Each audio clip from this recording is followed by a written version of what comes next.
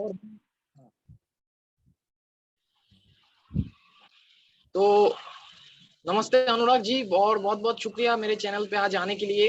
प्रणाम जी। और जो लोग, हाँ, और जो अनुराग जी को नहीं जानते लोग, तो उनको मैं बता दूं कि अनुराग जी का एक चैनल है सत्य की खोज नाम से।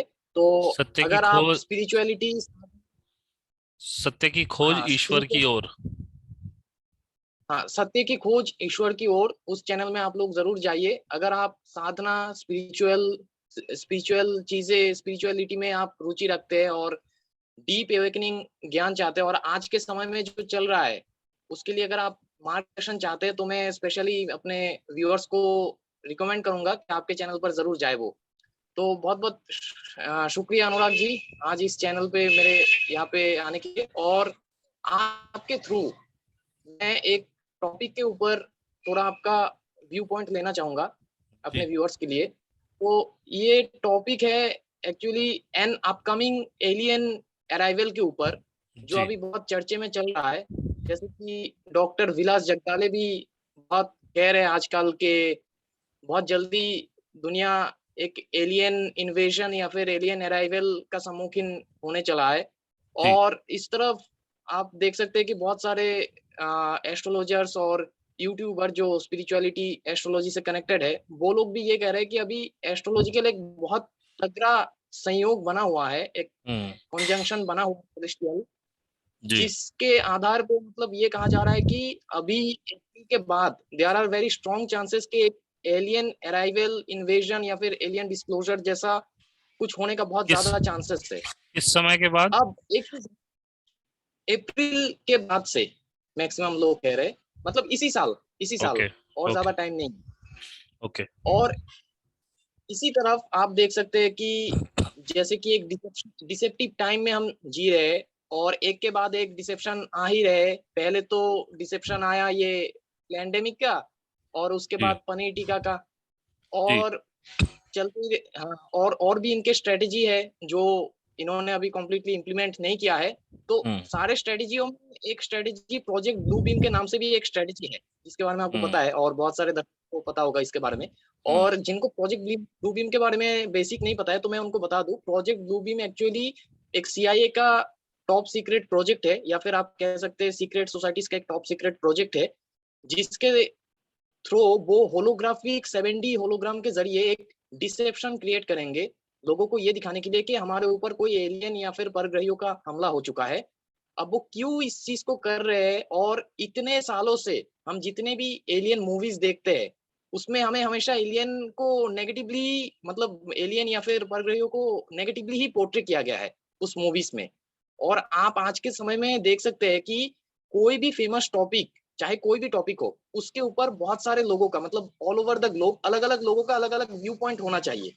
लेकिन मैंने ये चीज नोटिस किया है कि ये जो एलियन वाला टॉपिक है, ये जब भी किसी के दिमाग में आता है, तो उसके दिमाग में यही पहला चीज आता है कि ये एक थ्रेट है, मतलब एलियन मतलब एक थ्रेट है हमारे प्लेनेट के लिए, मतलब एक इन्वेजन की थ्रू देखते हैं। मतलब ये भी एक सोचने वाली चीज है कि मैक्सिमम पॉपुलेशन का एलियन यूएफओ उस चीज को लेकर एक नेगेटिव माइंडसेट क्यों बना है। तो मुझे ये लगता है कि ये कहीं ना कहीं ये जो प्रेडिक्टिव प्रोग्रामिंग इतने सालों से चल रहा है हॉलीवुड बॉलीवुड मूवीज के, एलियन जितने भी मूवीज है, और यहाँ तक कि net Jio, that is national geographic channel, और डिस्कवरी चैनल, जिनको जनता आज के समय में बहुत informative and science and truth evidence based channel मानती है, वहां पर भी एलियन या फिर परग्रहियों को नेगेटिवली पोर्ट्रे किया जाता है।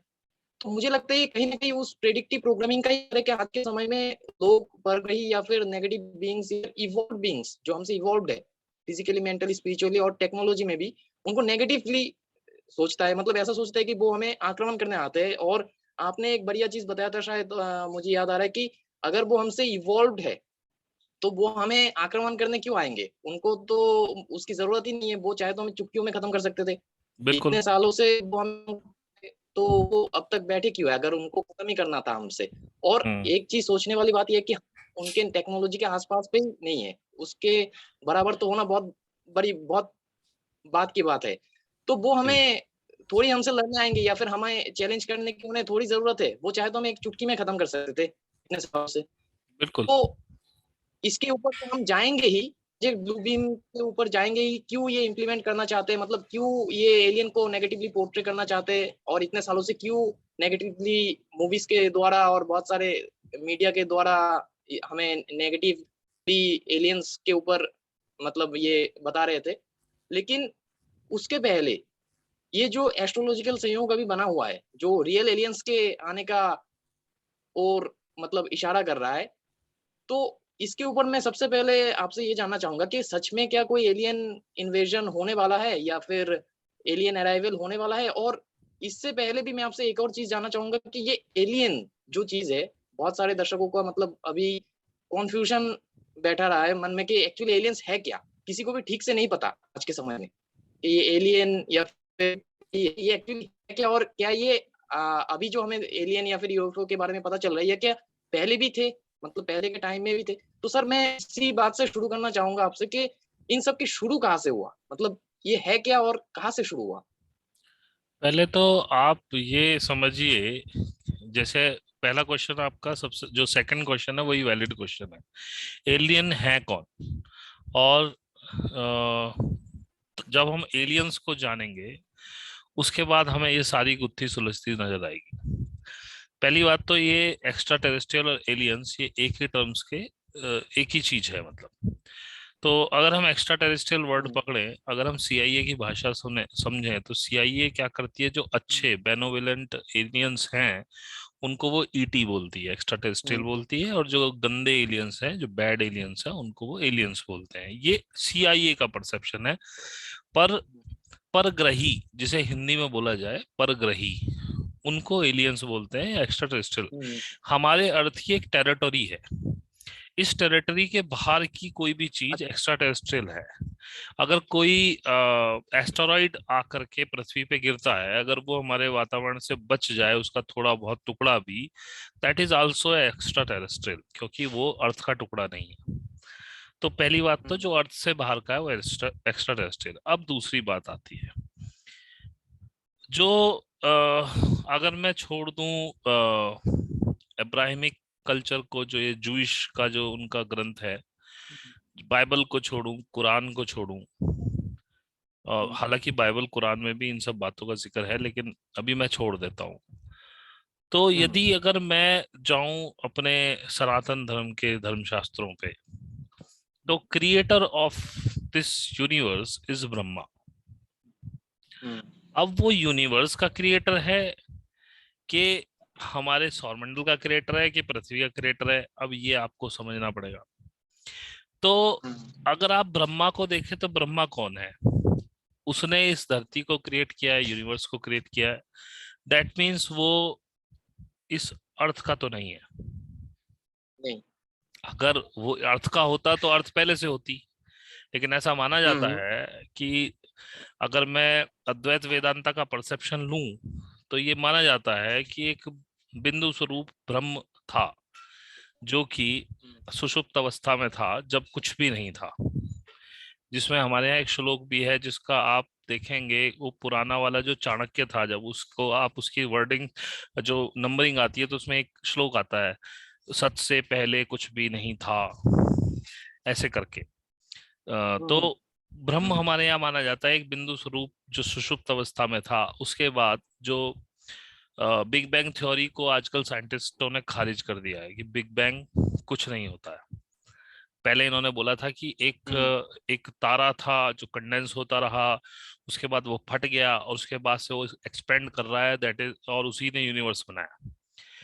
लेकिन अब ये स्ट्रिंग थ्योरी आ गई हुँ, है, जो कि 1100 ईसा पूर्व में हमारे आदिगुरु शंकराचार्य ने अपनी किताबों में डाल दी थी। What is string theory? String theory में क्या उन्होंने कहा, एक बिंदु स्वरूप ब्रह्म था जिसमें एक कंपन उत्पन्न हुआ। जैसे गिटार को आप स्ट्रिंग उसका छेड़े तो उसमें एक वाइब्रेशन होती है, तो उस वाइब्रेशन से वो ब्रह्म में थोड़ा वाइब्रेशन आया। वाइब्रेशन जैसे ही आया, तो साथ में जो उसकी आदि शक्ति, जिसे हम कुंडलिनी बोल सकते हैं, दुर्गा बोल सकते हैं, महामाया बोल सकते हैं, वो भी वाइब्रेट हुई, वो भी जागृत हुई। और ये कॉन्सेप्ट तो हुँ, खैर बहुत बड़ा है, नहीं तो बहुत बड़ा ये हो जाएगा, तो मैं आपको बहुत शॉर्ट में बताऊं। हाँ, हाँ, उसके बाद ब्रह्म में अहंकार आता है, अहंकार से इच्छा उत्पन्न होती है, इच्छा से विचार उत्पन्न होता है, नहीं अहंकार से विचार, विचार से इच्छा, इच्छा के बाद वो कहता है कि अब मैं एक ब्रह्मांड का निर्माण करूंगा। तब उसकी शक्ति जो महामाया, एक्चुअली में ब्रह्म कुछ नहीं करता, तो वो महामाया सबसे पहले प्रजापति ब्रह्मा की उत्पत्ति करती है। ये मैं आपको अद्वैत वेदांत से बता रहा हूँ। अच्छा। प्रजापति ब्रह्मा जिस समय क्रिएट किया जाता है उस एनर्जी के द्वारा, जिसे हम महामाया कहते हैं, जिसे हम कुंडलिनी बोलते हैं, जिसे हम लक्ष्मी, राधा, सीता कुछ भी बोल सकते हैं, फेमिनिन एनर्जी अगर इंग्लिश में मैं टर्म यूज करूं। तो जब प्रजापति ब्रह्मा उत्पन्न हुए तब प्रजापति ब्रह्मा का सिर्फ एक ही काम है, वो सृष्टि को बनाता है और सृष्टि बिगड़ती है, अगले दिन वो फिर बनाने बैठ जाता है। उसका डेली का काम यही है, वो रात में सोता है, सुबह को उठता है, फिर सृष्टि बनाता है। तो ये आपको हमारे, अगर आप पढ़ें ये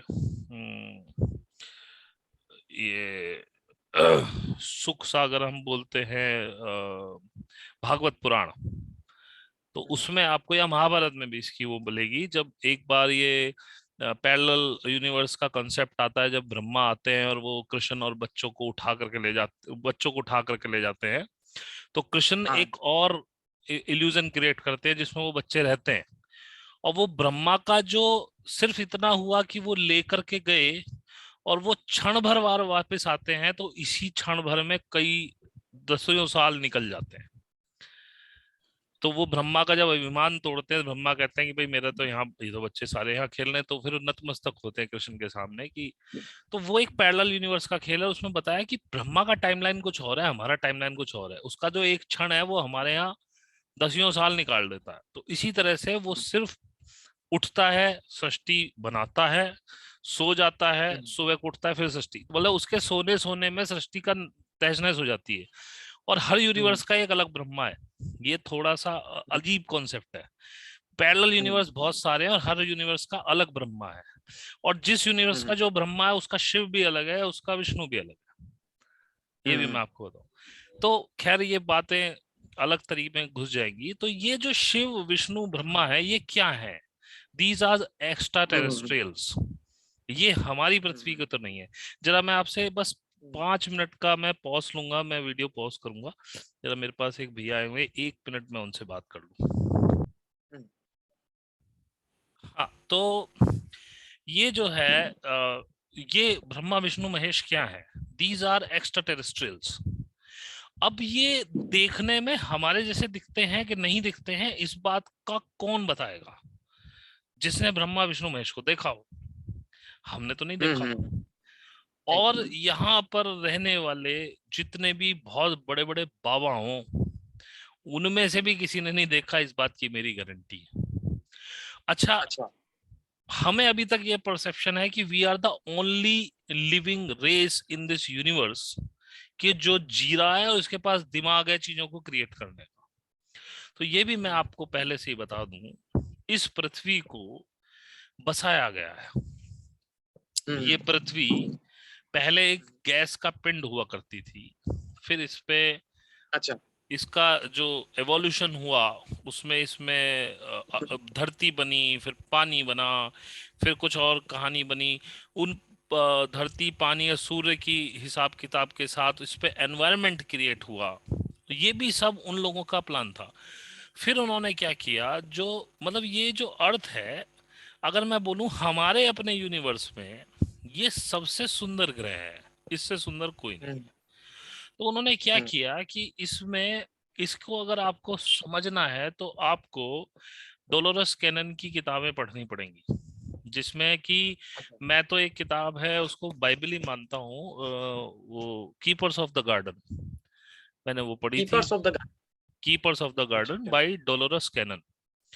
तो उसे आप पढ़ेंगे तो आपको समझ में आएंगी चीजें, लेकिन उसे भी वही समझ सकता है जो इस पाथ पे थोड़ा सा आगे हो, जिसका दिमाग थोड़ा खुला हुआ हो, नहीं तो कोई समझेगा ये तो वैसी पता नहीं क्या कहानी लिख रखी है। तो हमारे इस पे उन्होंने अलग अलग प्लेनेट से अलग अलग जीन्स, अलग अलग चीजें उठाई हैं जो कि हमारे एनवायरनमेंट में जिंदा रह सकती हैं। ऐसे बहुत सारे प्लेनेट्स हैं जिन पे ऑक्सीजन है, ऐसे बहुत सारे प्लेनेट हैं जहां पे ऑक्सीजन में जीव सांस लेते हैं।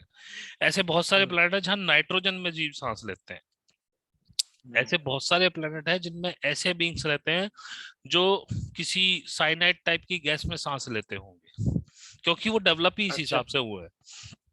अच्छा अगर अच्छा। आप अपने अर्थ की हिस्ट्री भी देखें, तो जब यहाँ ड्रैकोनियंस थे, जब यहाँ डायनासोरस थे जिनके मुंह से आग निकलती थी, ड्रैगन्स थे, तो वो क्या वो ड्रैगन। हाँ, वो आग निकलती क्यों थी? क्योंकि वो बींग्स तब थे जब यहाँ पर ऑक्सीजन कम थी, तो वो लोग नाइट्रोजन अच्छा में सांस लेते थे।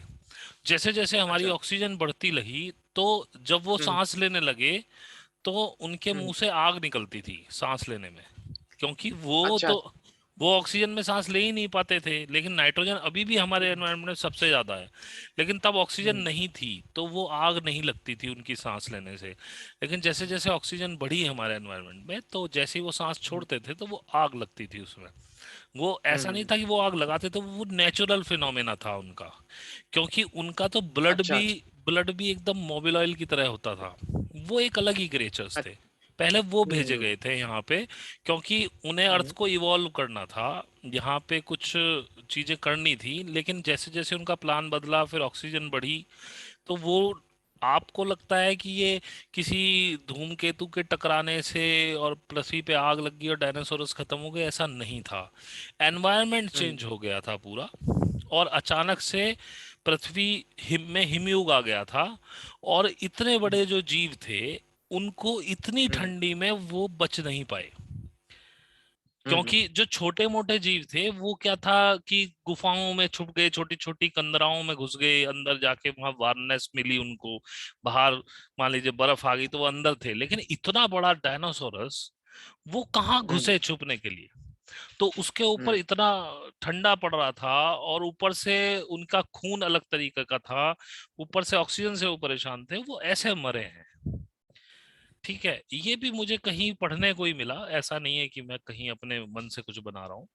लेकिन मैं, हम्म मेरे को अक्सर चीजें याद नहीं रहती हैं जो कि मैंने कहाँ पढ़ा था, क्या पढ़ा था। पर जो चीज मुझे अच्छी लगती है, जो मैं हमेशा से ही कहता हूँ, मैं अभी भी कह रहा हूँ इस बात को, मैं जो भी बातें कह रहा हूँ, जिस बंदे हम्म को हर्ट से फील हो कि मैं ठीक कह रहा हूँ, उतनी बात ही मानना। अगर मेरी दो बातें आपको पूरे वीडियो में लगे कि ये बंदा ठीक कह रहा है, सिर्फ उतनी दो बातें मानना, बाकी मत मानना। अगर कुछ भी आपको अच्छा ना लगे तो बिल्कुल मत मानना, क्योंकि हार्ट जो है आपका वही बोलता है कि सामने वाला क्या ठीक बोल रहा है। माइंड से मत सोचना मेरी बातों को, दिल से सोचना। तो ये हम्म। था। उसके बाद वो लोग आए हैं, उन्होंने यहाँ हर तरह की, यहाँ पे एक, जैसे होता नहीं कि हम जू बना देते हैं, जू में हमारे पास हाँ। व्हाइट टाइगर भी होता है, बंगाल टाइगर भी होता है, लॉयन भी होता है, स्नेक्स भी होते हैं, क्रोकोडाइल्स भी होते हैं, मंकीज भी होते हैं, अलग अलग तरह के फिश भी होती हैं। हम्म ऐसे उन्होंने एक जू बनाया है। इस जू हम्म में उन्होंने सबसे पहले पानी के क्रिएचर्स डाले, हम्म और उसमें पता नहीं कितने पानी के क्रिएचर हैं जो अभी तक भी अनफोल्ड नहीं हुए हैं, कुछ ना कुछ नया मिलता ही रहता है। ऐसे ही हम्म फिर उन्होंने धरती पर रहने वाले क्रिएचर, फिर उन्होंने अलग अलग तरह की स्पीसीज, केवल यही नहीं जो आपको दिख रही है, अलग अलग तरह की अच्छा। स्पीसीज इस धरती के अलग अलग कोनों में, जैसे 100 100 50 50 जोड़े मेल फीमेल, वो हम्म डाल दिए। अब उसमें से जो जो सरवाइव किया, अभी आप देखो कि West Indies, Zimbabwe, West Indies side की, आप साउथ अफ्रीका साइड की स्पीसीज देखो, तो they are very hmm tall and black. और अगर आप इंडिया से उनका कंपैरिजन करो तो आपको वो बड़े अजीब लगते हैं।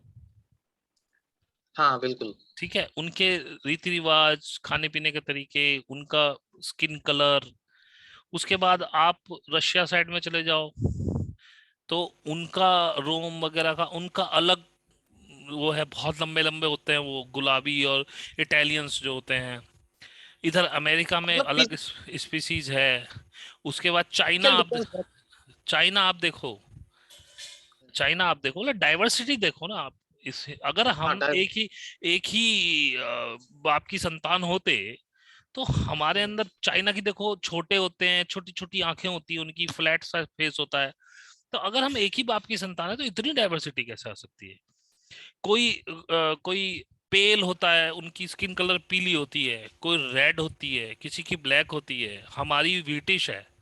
इंडिया में गोरा कलर नहीं है, ब्रिटिश है। उसके बाद आप जापान में चले जाओ, तो जापान और चाइना में कोई बहुत ज्यादा फर्क नहीं है, लेकिन जापान के लोग लंबे होते हैं। तो अच्छा। ये कई सारी स्पीसीज अलग अलग डाली गई थी ह्यूमनॉइड्स की। अब हम्म, उसमें जो जो सरवाइव कर पाए, इनमें बहुत सारे मर गए जो सरवाइव नहीं कर पाए। मतलब अब सारे ह्यूमन एक कैटेगरी के हैं, लेकिन उनमें भी वैरायटी है, हाँ, जैसे कि वो बिल्ली भी अलग है। अलग अलग एक प्लेनेट से लाके बिल्ली। उनको यहाँ पे कुछ उनका जीन मॉडिफिकेशन करके उनको धीरे धीरे यहाँ पे अलग अलग जगह डाला कि देखते कौन कौन सरवाइव करता है। जो जो सरवाइव किया वो सरवाइव किया, फिर उन्होंने छोड़ा। उस समय हमारे अंदर हम्म, कोई कोई लिएंडरथल मानव जिसको बोलते हैं, कि हमारे अंदर कोई बहुत ज्यादा इवोल्यूशन नहीं था, हमें चीजें नहीं आती थी। फिर वो लोग खुद आए ह्यूमन इंडिजिनियस फॉर्म में या ह्यूमनॉइड फॉर्म में, यहाँ अपनी कॉन्शियसनेस से वो आए हमारे पास, उन्होंने हमको सिखाया है। कई बार तो वो हम्म, सीधे ही आए हैं, मतलब वहाँ उन्होंने जहाँ जन्म नहीं लिया, वो सीधे यूएफओ से आए हैं। अगर उसका आप हम्म, लेटेस्ट उदाहरण देखें, पुराने में तो मैं अगर शास्त्रों में घुस जाऊंगा तो बहुत डीप हो जाएगा, लेकिन अगर आप नया उदाहरण देखें तो बाइबल में देखिए, जो इजिकील है, इजिकील के सामने वो कहता है कि एक एक ऊपर से एक चैरियट आई जो हम्म, बिल्कुल झरनों की तरह गड़गड़ाहट कर रही थी। फिर उसमें इजिकील ने हम्म, पूरा डॉन जॉन वैन डाइकिन करके एक बंदे हैं, उनका आप सुनिएगा, अच्छा, अच्छा। उन्होंने इसका पूरा बताया है, और उसमें उन्होंने इजकील के हिसाब से डिजाइन किया है वो चैरियट की कैसा था। उन्होंने उसका फोटो भी बनाया। उसने बताया था कि उसके चारों चार खंबे हैं, उन पे पंखे लगे हुए हैं जो घूमते हैं। उसके नीचे जब वो उतरता है तो चार उसमें पहिए हैं, वो पहिए ऐसे हैं जो आगे भी चल सकते हैं, पीछे भी चल सकते हैं, और बिना स्टेयरिंग के, ऐसे मूवमेंट के, वो इधर भी चल सकते हैं, इधर भी चल सकते हैं। तो वैसा व्हील भी डिजाइन किया है नासा ने।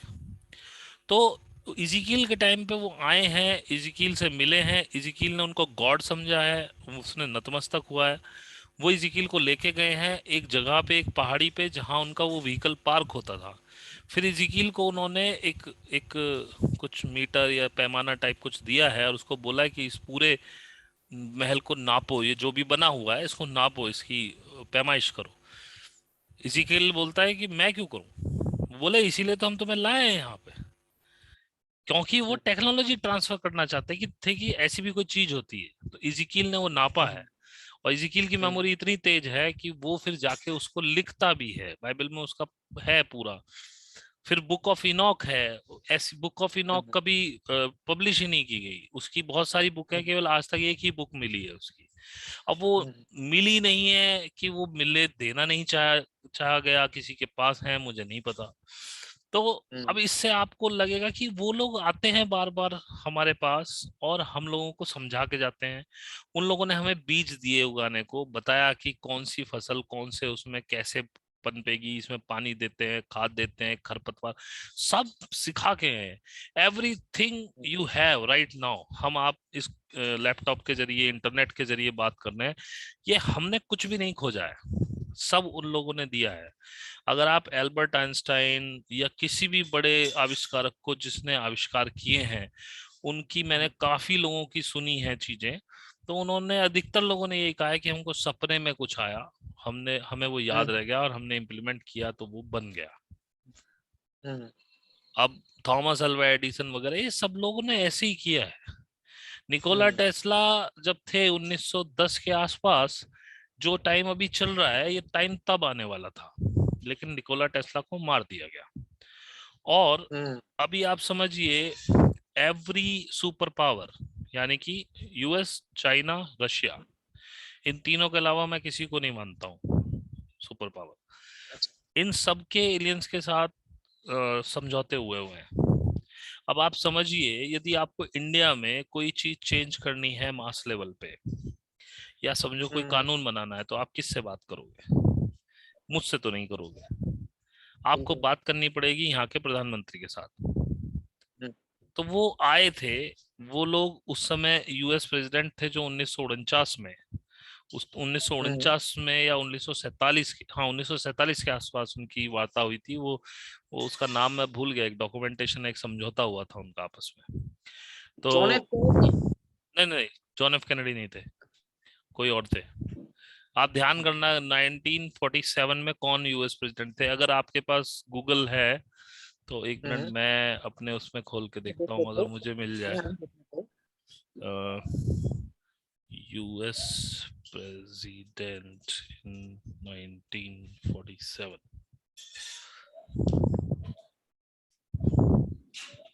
Henry S Trueman.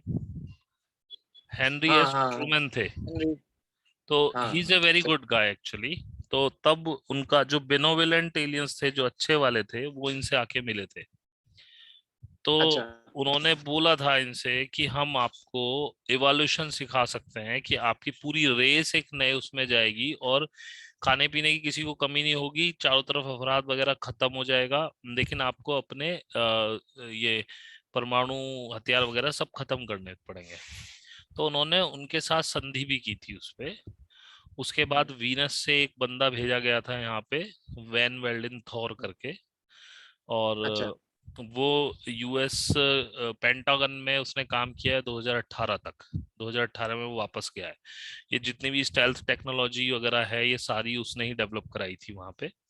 उसके बाद वो दोबारा आए थे, उन्होंने कहा कि भाई देखो, आपके पास कुछ गंदे एलियंस भी आएंगे, तो आप कृपया उनसे बच के रहना, उनकी बात मत मानना। तो ट्रूमैन ने नहीं मानी थी उनकी बात। लेकिन उससे पहले एक वो बना दिया गया था एरिया 51, जिसके तहत क्रिएट किया गया, उनका नाम था MJ12। MJ12 करके था एक ग्रुप। तो ट्रूमैन ने मना कर दिया था उनको, लेकिन MJ12 वालों ने लपक लिया उनको कि भाई हम आपके साथ ट्रीटी करना चाहते हैं। ट्रूमैन को नहीं पता था, लेकिन फिर उन्होंने गंदे एलियंस के साथ ट्रीटी कर ली, क्योंकि उन्होंने कहा था कि हम आपको पावर देंगे। और वो ग्रीड वाले बंदे थे। और वो ग्रीड वाले क्यों थे? हमारे सौरमंडल में एक 10वां ग्रह हुआ करता था जिसका नाम था मेल्डेक। अच्छा। मेल्डेक से ये कहानी शुरू हुई थी। सबसे पहले मेल्डेक को बसाया गया था। मेल्डेक वालों ने परमाणु बम वगैरह खोज लिए थे, और वो आपस में लड़ भिड़ के वो परमाणु बम सबने फायर कर दिए, और पूरा मेल्डेक छोटे छोटे टुकड़ों में आज भी तैर रहा है इस सौरमंडल में। मेल्डेक के बाद जो सोल्स मेल्डेक की थी, वो मार्स पे इनकारनेट हुई। अच्छा। मार्स को बसाया गया। उस पे भी यही हुआ। मार्स का जो एटमॉस्फेयर था बहुत लाइट था, वो बहुत ज्यादा वो सहन नहीं कर सकता था प्रॉब्लम। तो मार्स को भी इन्होंने खत्म कर दिया है, उसका एटमॉस्फेयर। आज भी आ, मार्स पे वो हैं, रहने वाले हैं, लेकिन वो अंडरग्राउंड में है। वहाँ सारा जीवन अच्छा। अंडरग्राउंड में जीते हैं अभी लोग। वहाँ पे लोग हैं अभी भी। और नासा को भी बहुत कुछ मिला है वहाँ पे। नासा नोज, बहुत चीज पता है नासा को, वो बताती नहीं है। ठीक बताता है। नहीं। हाँ।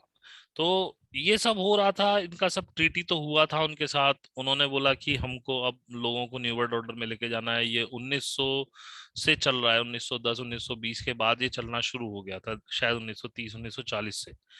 अब वो बार बार CIA बोलता रहा कि नहीं, अभी लोग तैयार नहीं है, अभी लोग डर जाएंगे, हम उनको बता रहे हैं, अभी हम थोड़ी टेक्नोलॉजी सुपीरियर करके देते हैं ताकि वो आप लोगों को समझ पाए। क्योंकि आज से 20 साल पहले यदि आप और हम इस बात पे डिस्कस कर रहे होते, तो शायद कोई हमको बेवकूफ कहता। आज कम से कम हाँ हम बिल्कुल। टेक्नोलॉजी में ये तो मानते हैं कि मार्स है, हम वहां जा सकते हैं, हमारे पास रॉकेट्स हैं, यूएफओज, हम यूएफओज के लिए बात कर रहे हैं। यूएफओज का तो फिनोमिना 1950-60 से चल ही रहा है। अब आपको एक चीज बताता हूँ। आप ईसा मसीह, मदर मैरी वगैरह के पुराने पोर्ट्रेट्स देखिए, जो जेन्युइन पोर्ट्रेट्स हैं, आपको बैकग्राउंड में उनके UFOs दिखाई देंगे। हाँ हाँ मैंने देखा था, देखा था। ठीक है ना? तो ये लोग हमारे यहाँ भी, अगर आप देखें साउथ में जाके, 1000 1100 1200 साल पहले के जो चोल राजाओं वगैरह के मंदिर बनाए हुए हैं, उसमें भी आपको एस्ट्रोनॉट्स की कार्विंग मिलेगी।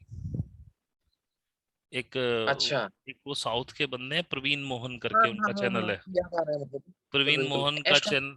हाँ, उसमें आप देखेंगे, उसमें एस्ट्रोनॉट की कार्विंग्स है। और हमारे हाँ उन हाँ। मंदिरों में जो 9 महीने में भ्रूण किस तरह से डेवलप होता है, किस किस महीने में, उसकी भी कार्विंग्स है। आज से 1100 साल पहले सोनोग्राफी नहीं थी। हमने कैसे देखा? भ्रूण बने हुए हैं, पूरा भ्रूण का वो बना हुआ है, किस महीने में कैसे डेवलप होता है वो। हाँ तो बिल्कुल, तो बड़ी ताज्जुब की विषय है। तो अब आप ये सोचिए कि जैसे जैसे हम आगे बढ़ रहे हैं, हमारी टेक्नोलॉजी घट रही है कि बढ़ रही है? आपके पास उस समय टेक्नोलॉजी थी कि आप इतनी बड़ी बड़ी चट्टानों को कार्व करके बना सकते थे। अगर आप इधर औरंगाबाद का कैलाश टेम्पल देखें, तो उसको बोला जाता है कि वो एक ही चट्टान की कटिंग से बना हुआ है, उसमें कोई जोड़ नहीं लगा हुआ, कहीं कोई मसाला नहीं लगा हुआ। अगर आप उसका हिसाब लगाएं तो उसमें कुछ हिसाब लगाया गया था कि अगर इतनी कार्विंग ऐसे करी जाए तो जितने चट्टानों के टुकड़े निकलेंगे वो इतने टन टुकड़े होंगे, इतने 1000 टन या समथिंग। तो उन्होंने आसपास, उन्होंने बोला कितने किलोमीटर दूर फेंके होंगे। उन्होंने आसपास 100 200 किलोमीटर तक सर्च किया, उन्हें कोई टुकड़ा नहीं मिला। तो हमारे पास ऐसी टेक्निक थी जब हम कार्व करते थे लेजर टाइप की कुछ चीज, कि हम पत्थर का भाप बना के उड़ा देते थे। यही संभव हो सकता है क्योंकि और उसके आज टुकड़े के कहीं नहीं समय में मिले। सर, आज के समय में जितने भी मतलब इजिप्ट के पिरामिड्स बने हुए हैं, और ये जो कैलाश टेम्पल है हमारा, मॉडर्न साइंस भी मान चुकी है कि हम अपने लेटेस्ट टेक्नोलॉजी के साथ भी हम इसे मतलब बना नहीं सकते। अभी that is pyramids near to क्या है? पॉसिबल है। पिरामिड्स और मतलब ये पावर जनरेटर्स हैं। इनको अच्छा। बेवकूफ बना के बताया गया हमको कि ये किंग्स की मम्मीज हैं, ये है वो नहीं। ग्रेट पिरामिड जो 3 पिरामिड्स हैं इजिप्ट के, ऐसे 3 पिरामिड्स चाइना में भी हैं। और ऐसे ही अभी एक, मैं कोई मेरे दिमाग से उतर गया वो नाम, एक बंदे ने पिरामिड खोजा, वो देख रहा था, उसने एक वो देखी, पहाड़ देखा, वो एक्यूरेटली पिरामिड की तरह था। तो उसने कहा कि प्रकृति इतना एक्यूरेट कंस्ट्रक्शन नहीं कर सकती है। तो उसने कहा कि मैं ऐसे खोद के देखना चाहता हूँ। उसका लोगों ने विरोध किया, फिर उसको वहां की गवर्नमेंट ने परमिशन दे दी। उसके बाद यूएस के लोगों ने बहुत विरोध किया उसका, क्योंकि वो लोग जानते थे कि यहाँ पिरामिड है। फिर उसने वो खोजा, वो पिरामिड मिला, उसके साथ कुछ वॉलंटियर्स लोग जुड़े, उन लोगों ने खुदाई उदाई कराई, और उसके अंदर जिसे कहते हैं शूमन रेजोनेंस, आपने सुना हो। उसमें रेजोनेंस। उसमें एक फ्रीक्वेंसी थी 432 हर्ट्ज की। जिस जिस लोगों ने वहां पे काम किया, उन लोगों को जो जो बीमारियां थी वो सब ठीक हो गई अपने आप से। तो दैट इज, अगर अच्छा, आपने लुमेरिया सुना हो, लुमेरिया के बारे में जानते हैं आप? कुमारी कंदम। इंद्रिया के बारे में हाँ, तो लुमेरिया के टाइम में ये क्रिस्टल टेक्नोलॉजी चलती थी। वो क्या करते थे कि हर बंदे को हर 3 साल में 3 दिन के लिए एक टेम्पल में रहना होता था। उसमें क्रिस्टल्स होते थे जो उसकी हीलिंग करते थे। और एक दिन रहने का मतलब होता था उसमें कि आपकी 1 साल की जितना बुढ़ापा आपके शरीर में आया वो हील हो गया। तो वो 3 दिन अच्छा, में 3 साल का हीलिंग कर लेते थे, वो कभी मरते नहीं थे। तो ये टेक्नोलॉजी इतने थी। हाई लेवल के। हाँ, बहुत। लुमेरिया में कोई इतनी पावरफुल लुमेरियन टेक्नोलॉजी थी, सारा क्रिस्टल से था हिसाब किताब उसमें। यदि आप और आपने सर बताया कि लुमेरिया ही रावण का श्रीलंका है ओरिजिनल, जी जी, जिसको अगर आप, आज हम। जी, अगर आप वो सत्संगी करके हैं एक, उनकी किताब है वन मैन वन किल। हम्म, उसका हम्म, हिंदी वर्जन भी शायद अभी कपोत वाले बना रहे हैं, पता नहीं कब तक आएगा, कपोत पब्लिकेशन पे आना है वो। तो मैं हिंदी का ही वेट कर रहा हूँ उसका, वन मैन वन किल का। अगर आपको ज्यादा ईगरनेस है तो आप इन अमेजोन से वन मैन वन किल मंगा सकते हो। उसमें उन्होंने बिल्कुल बिल्कुल। एक्यूरेट लंका बताई है कहाँ पे है। तो जहां हम्म, वो लंका है, वो क्षेत्र डूब चुका है और वो लुमेरिया का क्षेत्र है। हम्म, तो वो जो लंका थी, जो ये श्रीलंका है, दैट इज अ कॉपी। वो विभीषण ने मंत्रों द्वारा क्रिएट करी थी, उसकी एग्जैक्ट रिप्लिका एक। लेकिन जितना जितना बड़ा रावण का साम्राज्य था, उतनी तो श्रीलंका की औकात ही नहीं है कि इतने राक्षसों को वो सहन कर सके। और उसके हाँ बाद बिल्कुल। राम राम जितनी बड़ी सेना लेके गए थे, वो तो और डबल जगह चाहिए उसके लिए। और वहां पे एक पहाड़ था उस जगह पे जिसका नाम था लंबका। लंबका इसलिए हाँ हाँ उसको लंका बोला जाता था, लंबका की वजह से। और त्रिकूट त्रिकूट पर्वत भी थे वहां पे। ये जो श्रीलंका में त्रिकूट पर्वत है, वो उसकी कॉपी है। एग्जैक्ट लुमेरिया में थी, वो सब डूब चुका है वहां पे। अभी वहां पे जो सुमालिया सुमालिया जो द्वीप है, वो रावण के नाना सुमाली के नाम पे है। और वहां पे सुमालिया के आसपास एक दो जगह और है ऐसी, वहां पे ब्रिटेन का कब्जा है। तो वहां पे आज भी मानव भक्षण वो करते हैं, मतलब वो राक्षस ही हैं। और वो वहां पे राम को माना जाता है आज भी, सुमालिया वगैरह में। अच्छा। तो रावण के नाना का नाम था सुमाली, उसका वो द्वीप था। वो थोड़ा सा हिस्सा बच गया, बाकी सब डूब गया है। क्योंकि पिछले कई हजार सालों में अलग अलग तरह से बाढ़ें आई हैं और पानी पिघला है, तो उससे मतलब अगर लुमेरिया के टाइम से मैं आज देखूं तो 12 से 15 मीटर से भी ज्यादा समुद्र का स्तर बढ़ा है। क्योंकि ये जो कश्मीर का एरिया था, ये वैली फुल ऑफ वाटर थी। तो जो हमारी हड़प्पा मोहनजोदड़ो संस्कृति है, उसको इसने मिटाया। जब यहाँ का पानी लीक हुआ, कश्मीर वाला, तो कश्मीर वैली का सारा पानी उधर गया, उसने रातों रात हड़प्पा मोहनजोदड़ो को खत्म कर दिया था। तो ये चलता रहता है, ये साइकिल है। जैसे अभी साइकिल चेंज हो रहा है, जैसे उन्होंने बताया आपको, विलास जगदाले जी ने, कि नॉर्थ पोल शिफ्ट कर रहा है। तो ये साइकिल है। अभी नॉर्थ पोल शिफ्ट कर रहा है, तो यानी अंटार्कटिका की बर्फ निकलेगी, क्योंकि अब उस पे बर्फ, उस पे सूर्य पड़ने लगा है। अभी सहारा रेगिस्तान शिफ्ट होके अमेरिका की तरफ चला जाएगा, और नया नॉर्थ पोल बनेगा तो बर्फ कहीं और जमेगी। और जब वो बर्फ जमे खुल रही है अभी अंटार्कटिका की, तब आप देखेंगे उसके नीचे से सभ्यता मिलेगी। अभी मैंने कोई वीडियो देखा था, उसमें अंटार्कटिका में एक एक्स कुल्हाड़ी मिली थी। उसके अंदर एक कुल्हाड़ी मिली थी, और कई हजार साल, क्या काफी साल पुरानी थी। एक वीडियो और देखा था मैंने, एक पत्थर मिला था। उस पत्थर को उसने एक्सरे किया, तो उसमें केकड़ा था। उस पत्थर से उन्होंने वो केकड़ा निकाला, उसमें 200-250 घंटे की मेहनत लगी थी। वो 10 लाख साल पुराना केकड़ा था। अलाइव नहीं अरे था, बाप रे। अलाइव नहीं था, पूरा पत्थर था। पूरी अच्छा अच्छा। चट्टान टाइप, एक गोल सा जैसे पत्थर नहीं होते हैं जो मिल जाते हैं पहाड़ों में। पता नहीं, देखो ये डिवाइन चाहता है कि ये सब चीजें अब खुले। नहीं तो एक बार बताओ, उस पत्थर को क्यों लेके आया? फेंक भी सकता था। क्यों उसका एक्सरे किया हाँ। आपने? क्योंकि बाहर से उस अब पे टाइम केकड़ा, उसका केकड़ा मतलब उसमें सब कुछ। बाहर से नहीं दिख रहा था। हम्म, तो डिवाइन मतलब चाहता है। टाइम हाँ है वो टाइम, अनलिश हो हाँ टाइम हो रहा है, क्योंकि अर्थ 4D से अब 5D में जा रही है। रहा है। अर्थ जो है हमारी 7D के कल्चर है ये। लेकिन ये हम्म, टाइम के हिसाब से इसके वाइब्रेशन डाउन और अप होते रहते हैं, जो कि सनातन धर्म में अगर आप जाओगे, जो युग परिवर्तन का समय होता है, उस हिसाब से इसकी फ्रिक्वेंसी कम ज्यादा होती रहती है। तो हाँ, अभी ये सतयुग त्रेता हाँ तो द्वापर कलयुग। हाँ, सतयुग त्रेता द्वापर कलयुग, कलयुग में फ्रिक्वेंसी सबसे ज्यादा डाउन होती है। तो ये लगभग 1600-1700 ईस्वी से महाकलयुग, जिसे घोर कलयुग कहते हैं, वो होना शुरू हुआ। और कहीं 1930 के आसपास के बाद से ये हम संधि काल में प्रवेश कर चुके थे, सतयुग के। तो अब क्या था, कलयुग अपने चरम सीमा पे है, लेकिन संधि हो रही है, हम सतयुग की तरफ जा रहे हैं। अब अर्थ को रोका नहीं जा सकता 5D में जाने के लिए। और 5D बेसिकली क्या है, अगर एक वर्ड में कहूं, मैं से हम होने का। यानी कि इसमें कलेक्टिव कॉन्शियसनेस होती है। आप किसी से जलते नहीं है, आप लोगों को प्रमोट करते हैं, उनको पुश करते हैं आगे बढ़ने के लिए। एक दूसरे की दुख में दुखी, सुख में सुखी होते हैं। तो ये एक बहुत लविंग क्रिएचर हो जाते हैं, सारे आपस में प्यार करते हैं। तो अभी तो ऐसा है नहीं, लेकिन अब ज्यादा समय नहीं है, 2030 तक ये सारा पूरा शिफ्ट होना है। तो अब आगे आने वाले जो समय है, जो 2-3 साल अगले हैं, वो बहुत टफ होने वाले हैं। तो बात हम एलियंस की कर रहे थे, तो हम घूमते घूमते, जैसे मैंने तो सर बताया कि मैं घूम जाता हूँ कहीं से कहीं। जी। बात है, मैं इसमें एक बात मैं कहना चाहूंगा। तो बेसिकली अभी तक जितना भी बात हुआ आपसे, इससे हम ये समझ सकते हैं कि हम जो यहाँ पे अर्थ में है, अभी हम्म। जो मैं आपसे बात कर रहा हूँ, ये हम्म। पूरा का पूरा कोई भी कोइंसिडेंस नहीं है हमारा नहीं, यहाँ पे अर्थ पे होना। मतलब ये ऑलरेडी प्री प्लान्ड है, प्री और ये प्लान।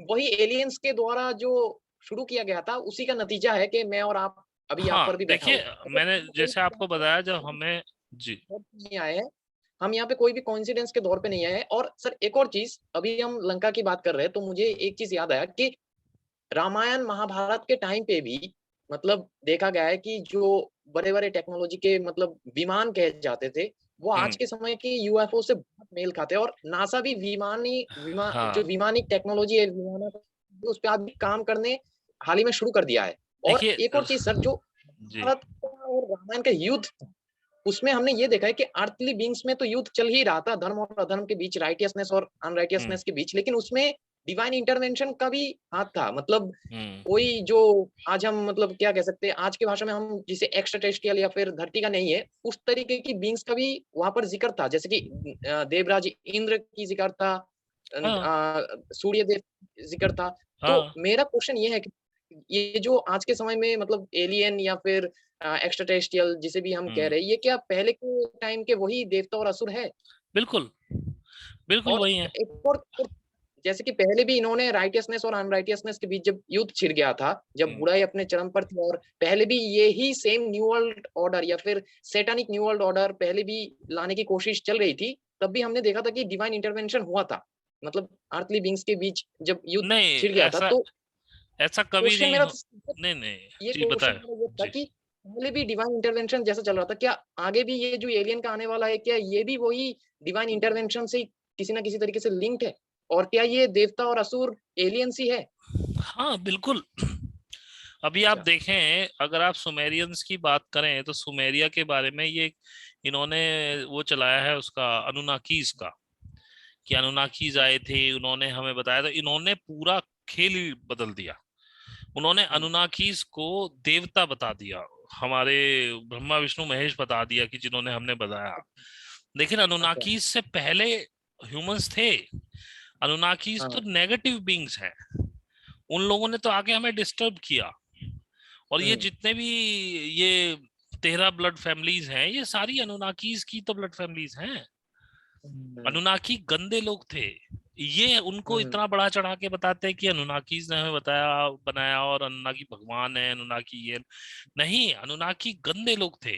और जब हम्म, बहुत समय एक्चुअली क्या हुआ था, अनुनाकीज का जो प्लैनेट एक्स निबेरू है, उसका हम्म, इन्होंने आप ये बहुत गंदे थे, आपस में लड़ते भिड़ते रहते थे, टेक्नोलॉजिकली बहुत हाई थे इनका। मतलब इनका जीवन काल बहुत बड़ा था, ये 10-10 हजार 20-20 हजार साल जी जाते थे। तो ये लड़ते हम्म, भिड़ते रहते थे, टेक्नोलॉजिकली बहुत हाई थे। इन्होंने आपस में वार कर करके अपना पूरा प्लानेट का सत्यानाश कर दिया। तो तब मतलब जो यही राक्षस। हाँ यही राक्षस है। कहीं ना कहीं मैं हम्म, इसको लिंक करता हूँ रावण से भी। रावण भी इसी हम्म, ब्लड लाइन में से था। क्योंकि अच्छा। अगर आप रावण की जो माता जी थी, कैकसी या हम्म, कैकसी थी शायद, एक मिनट में देख ले। राक्षसी थी। राक्षसी तो थी, उनका नाम शायद कैकसी था। अच्छा, देख लेता हूँ एक बार गूगल में। Ravan Ravana's mother's mother's name। Name Kaikesi होगा शायद। हाँ कैकसी, कैकसी था। प्रिंसेस काइकेसी। कैकसी। हाँ, तो कैकसी। कैकसी जो थी वो रावण की माता थी, और वो राक्षसी थी। और राक्षसों का लगभग नाश किया जा चुका था। तो राक्षस अपने अस्तित्व के लिए लड़ रहे थे। लेकिन इन लोगों के पास कॉन्शियसनेस नहीं होती है, जैसे हम्म, कि अनुनाकीज होते हैं, उन लोगों के पास कॉन्शियसनेस नहीं होती है, वो रीइंकारनेट नहीं होते हैं हमारी आपकी तरह। हमको जिस गॉड ने बनाया उसने हमें कॉन्शियसनेस दी, हम कभी मरते ही नहीं। आप और हम्म, मैं पता नहीं कितने लाख बार जन्म ले चुके होंगे यहाँ पे। हम केवल शरीर बदलते हैं। हमारे शरीर का स्पैन कम होता है, मे बी हम 100 साल जी पाए, 125 साल जी पाए, 80 साल जी पाए। लेकिन यही कॉन्शियसनेस फिर से जन्म लेती है, इस जन्म हम्म, के कुछ एक्सपीरियंस लेके और अपलिफ्ट होती है, फिर दूसरे जन्म में जाती है। हम्म, तो ये विश्रवा ऋषि थे, उनके पास गई और उन्होंने कहा हम्म, मुझे आपसे बच्चे पैदा कराने हैं। पहले हमारे यहाँ हम्म, ऐसा होता था कि लेडीज जा करके ऐसा कर सकती थी। मतलब पहले हम्म, हमारे यहाँ विधवा को भी बच्चे पैदा करने का हक था, महाभारत काल में। हम्म, और हम्म, हमारे यहाँ कुंवारी लड़कियां भी बच्चे, हालांकि उसे अच्छा नहीं माना जाता था, लेकिन कुंती ने देखो कुंवारी नहीं पैदा किया था कर्ण को, इसीलिए बहा दिया हम्म, था।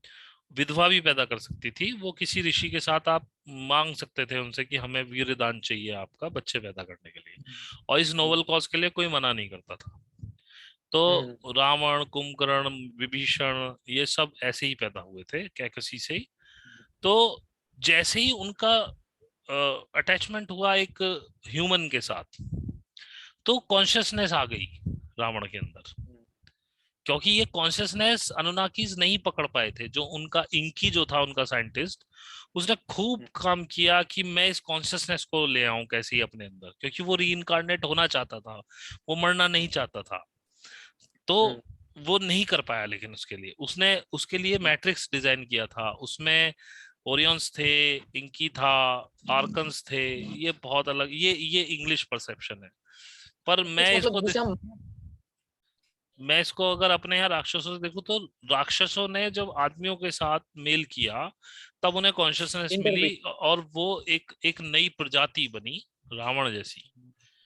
तो अगर ये ब्लड लाइंस हैं इंकी वगैरह के, जो ये 13 रेप्टिलियन ब्लड लाइंस जिन्हें बोलते हैं, उसमें एक तो इंकी था, मतलब सर आप एक क्या और बंदा भी था। इन सर एक चीज, आप क्या वही 13 इल्यूमिनाटी ब्लड लाइंस की बात कर रहे हैं? हाँ जो जी, हाँ जी, 13 हाँ रॉकत। जी। ये रॉकफेलर रॉकचाइल्ड वाले जो ब्लड लाइंस हैं, ये सब इंकी की ब्लड लाइन है। इसमें दो बंदे थे, एक तो इंकी था और एक बंदा था रेप्टिलियन, उसका नाम मैं भूल सर रहा आज के हूँ। जमाने में, सर एक चीज, आज के जमाने में जितने भी ये सीक्रेट सोसाइटीज या फिर इविल फोर्सेस लगे हुए हैं न्यू हम्म। वर्ल्ड ऑर्डर या फिर बुराई हम्म। का शासन पाने के लिए पूरे धरती पर, हम्म। क्या ये सीक्रेट सोसाइटीज वाले इल्यूमिनाटी या फिर जितने भी और भी सीक्रेट सोसाइटीज है, क्या ये वही राक्षसों के वंशज है या फिर उनका हाँ, रीइंकारनेशन? ये उन्हीं के वंशज हैं, ये मरते नहीं है आसानी से। अभी देखो आप, जो इंग्लैंड की महारानी है वो मरी नहीं है, पता नहीं कितने साल की हो गई है, हम्म हम्म उसको कोई बीमारी नहीं होती, और अभी वो हम्म मरने वाली है। लेकिन वो मरेगी नहीं, उसको हम्म। शिफ्ट कर देंगे दूसरी बॉडी में, दिखा देंगे कि ये मर गई है। ये लोग ऐसे ही मतलब चलते सर रहते हैं। क्लोनिंग, क्लोनिंग नहीं, मतलब वो क्लोनिंग जिसे कहते हैं। उनका कुछ मैंने कहीं पढ़ा था, एक कुछ छोटा सा कीड़ा टाइप होता है, वो हम्म उनकी नाक में से पता नहीं कहाँ से निकाल के दूसरी बॉडी में डाल देते हैं, तो वो बंदा वो बन जाता है, और वहां से वो मर जाता है, उस बॉडी में से निकल जाता है, ऐसा कुछ है। तो वो जो टेक्नोलॉजी है। है, वो इनका कल्ट है, वो किसी को बताते नहीं है इस चीज को। ये हम्म इंकी के टाइम से चला आ रहा है, क्योंकि इंकी ने कुछ ह्यूमंस के साथ मेटिंग करके वो 5 उसकी हम्म पीढ़ियां जाकर के ह्यूमन जैसी हुई थी। वो बहुत लंबे हम्म लोग थे। इनकी लगभग ऐसा था हम्म 30-40 फुट से भी बड़ा था वो। तो इनसे लोग डरते थे, जायंट्स बोलते थे इनको। फिर इन्होंने मेटिंग की है इंडियन, मतलब इन इंडिजिनस ब्रीड्स के साथ। धीरे धीरे 5वीं पीढ़ी में आके वो हम जैसा हुआ था। तभी से ये लोग अपनी ब्लड लाइन अलग लेके चलते हैं। तभी से ये लोग आपस में भाई बहन शादी करते हैं। ये किसी को अंदर, और जितनी भी ये सीक्रेट सोसाइटी है, इसमें आप एक लेवल के ऊपर नहीं जा सकते हो। ये सिर्फ आपका हम्म यूज करने के लिए आपको एक लेवल तक ही बढ़ाते हैं। उसके हम्म। ऊपर आपको केवल उन्हीं 13 ब्लड लाइन में से बंदे मिलेंगे, बाकी नहीं मिलेगा कोई भी। और ये अच्छा अच्छा इसीलिए ह्यूमंस के साथ अपनी वेटिंग वेटिंग अब नहीं करते हैं। लेकिन फिर भी इनको अच्छा। कॉन्शियसनेस नहीं मिल पाई, फिर भी नहीं हम्म मिल पाई। कहीं ना कहीं वो फिल्टर था इनके साथ, वो इनको इसीलिए कोई पाप पुण्य होता नहीं है। ये लोग शैतान के पुजारी हम्म हैं, ये लोग बच्चों को सेड्यूस करते हैं, परेशान करते हैं। खैर वो एक अलग मैटर है। तो अब मैं, ये मेरे हम्म। को इसलिए बोलना पड़ा सारा चीज, नहीं तो आप एलियंस को समझ नहीं पाते। तो बिल्कुल बिल्कुल। तो सर अभी ऊपर बेसिक कॉन्सेप्ट मतलब आज हमें मतलब एलियंस फिर ने भी मिल बनाया चुका है। है, हमें एलियंस हाँ, ने बनाया एलियंस ने है। बनाया है। और और जो अब सर होने आपने वाला है, ये मैं भी आपको बहुत शॉर्ट में खत्म करता हूँ उसको, कि हम्म वो लोग अब, उन्होंने इनको अल्टीमेटम दे दिया। जैसे, हाँ, इनकी की एक छोटी सी बात रहेगी, जब इनका न्यूबेरू खत्म हो रहा था, तो जो हमारे यूनिवर्स का ब्रह्मा है, हम्म ये उसके पास गए थे हम्म कि भाई हमारा प्लानट हम्म बचाओ, हमें कुछ बताओ। उसने कहा नहीं, हम्म मैं आपकी कोई मदद नहीं कर सकता हूँ, क्योंकि ब्रह्मा के पास सब टेक्नोलॉजी होती हम्म है। उसने कहा नहीं, मैं, आप हम्म अच्छे बंदे नहीं हो, मैं आपकी कोई मदद नहीं कर सकता हूँ। तो इन्होंने हम्म बहुत मिन्नतें की, जिसे हमारे यहाँ कहते हैं ना, तपस्या करा उसने, रावण ने या किसी ने, किसी राक्षस ने।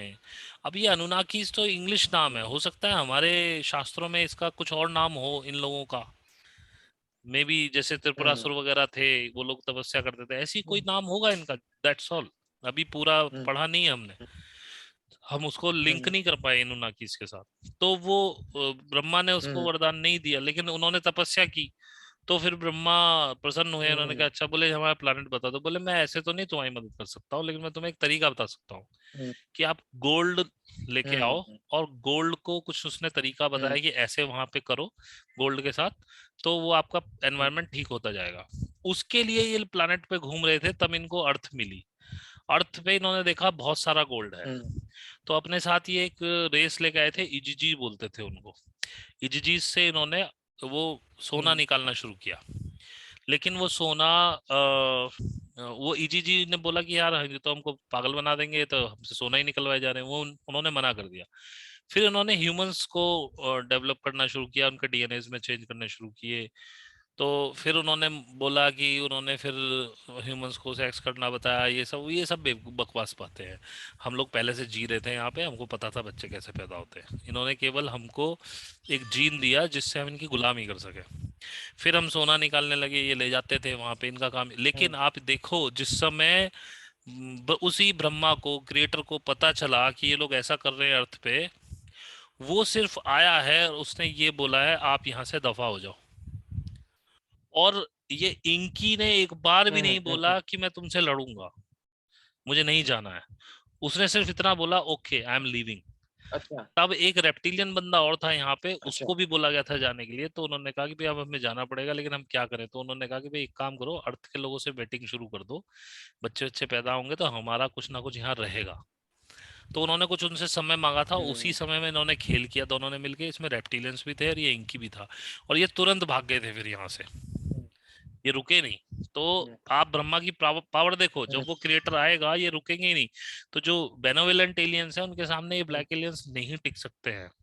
और अभी वही बेनोवलेंट एलियन जिनको सप्तऋषि बोला जाता है, क्योंकि ब्रह्मा ने सृष्टि के रक्षा की जिम्मेदारी अकॉर्डिंग टू सनातन धर्म सप्तऋषि को दी है। तो ये सप्तऋषि में ये प्लेडियंस, आर्कचूरियंस, ये सब आते हैं, इनकी एक काउंसिल है। अच्छा। अब वो काउंसिल जो है वो टेक ओवर कर रही है। न्यू वर्ल्ड ऑर्डर तो बहुत अच्छे के लिए आ रहा है, इससे डरने की जरूरत नहीं है। ये तो बहुत अच्छा समय आने वाला है। लेकिन इन लोगों ने क्या किया, उन लोगों की हम कर रहे हैं हम कर रहे हैं, जब उन पे ज्यादा प्रेशर हुआ तो उन्होंने कहा ठीक है हम कर रहे हैं। तो उन्होंने क्या किया, ये प्लेंडेमिक वगैरह लाके ये टीके वीके कर।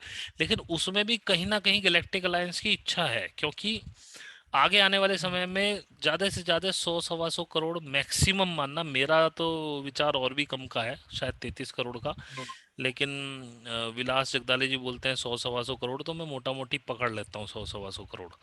इतनी जनसंख्या वहां शिफ्ट होगी, बाकी सब मारे जाएंगे क्योंकि राक्षस वहां नहीं जा सकते।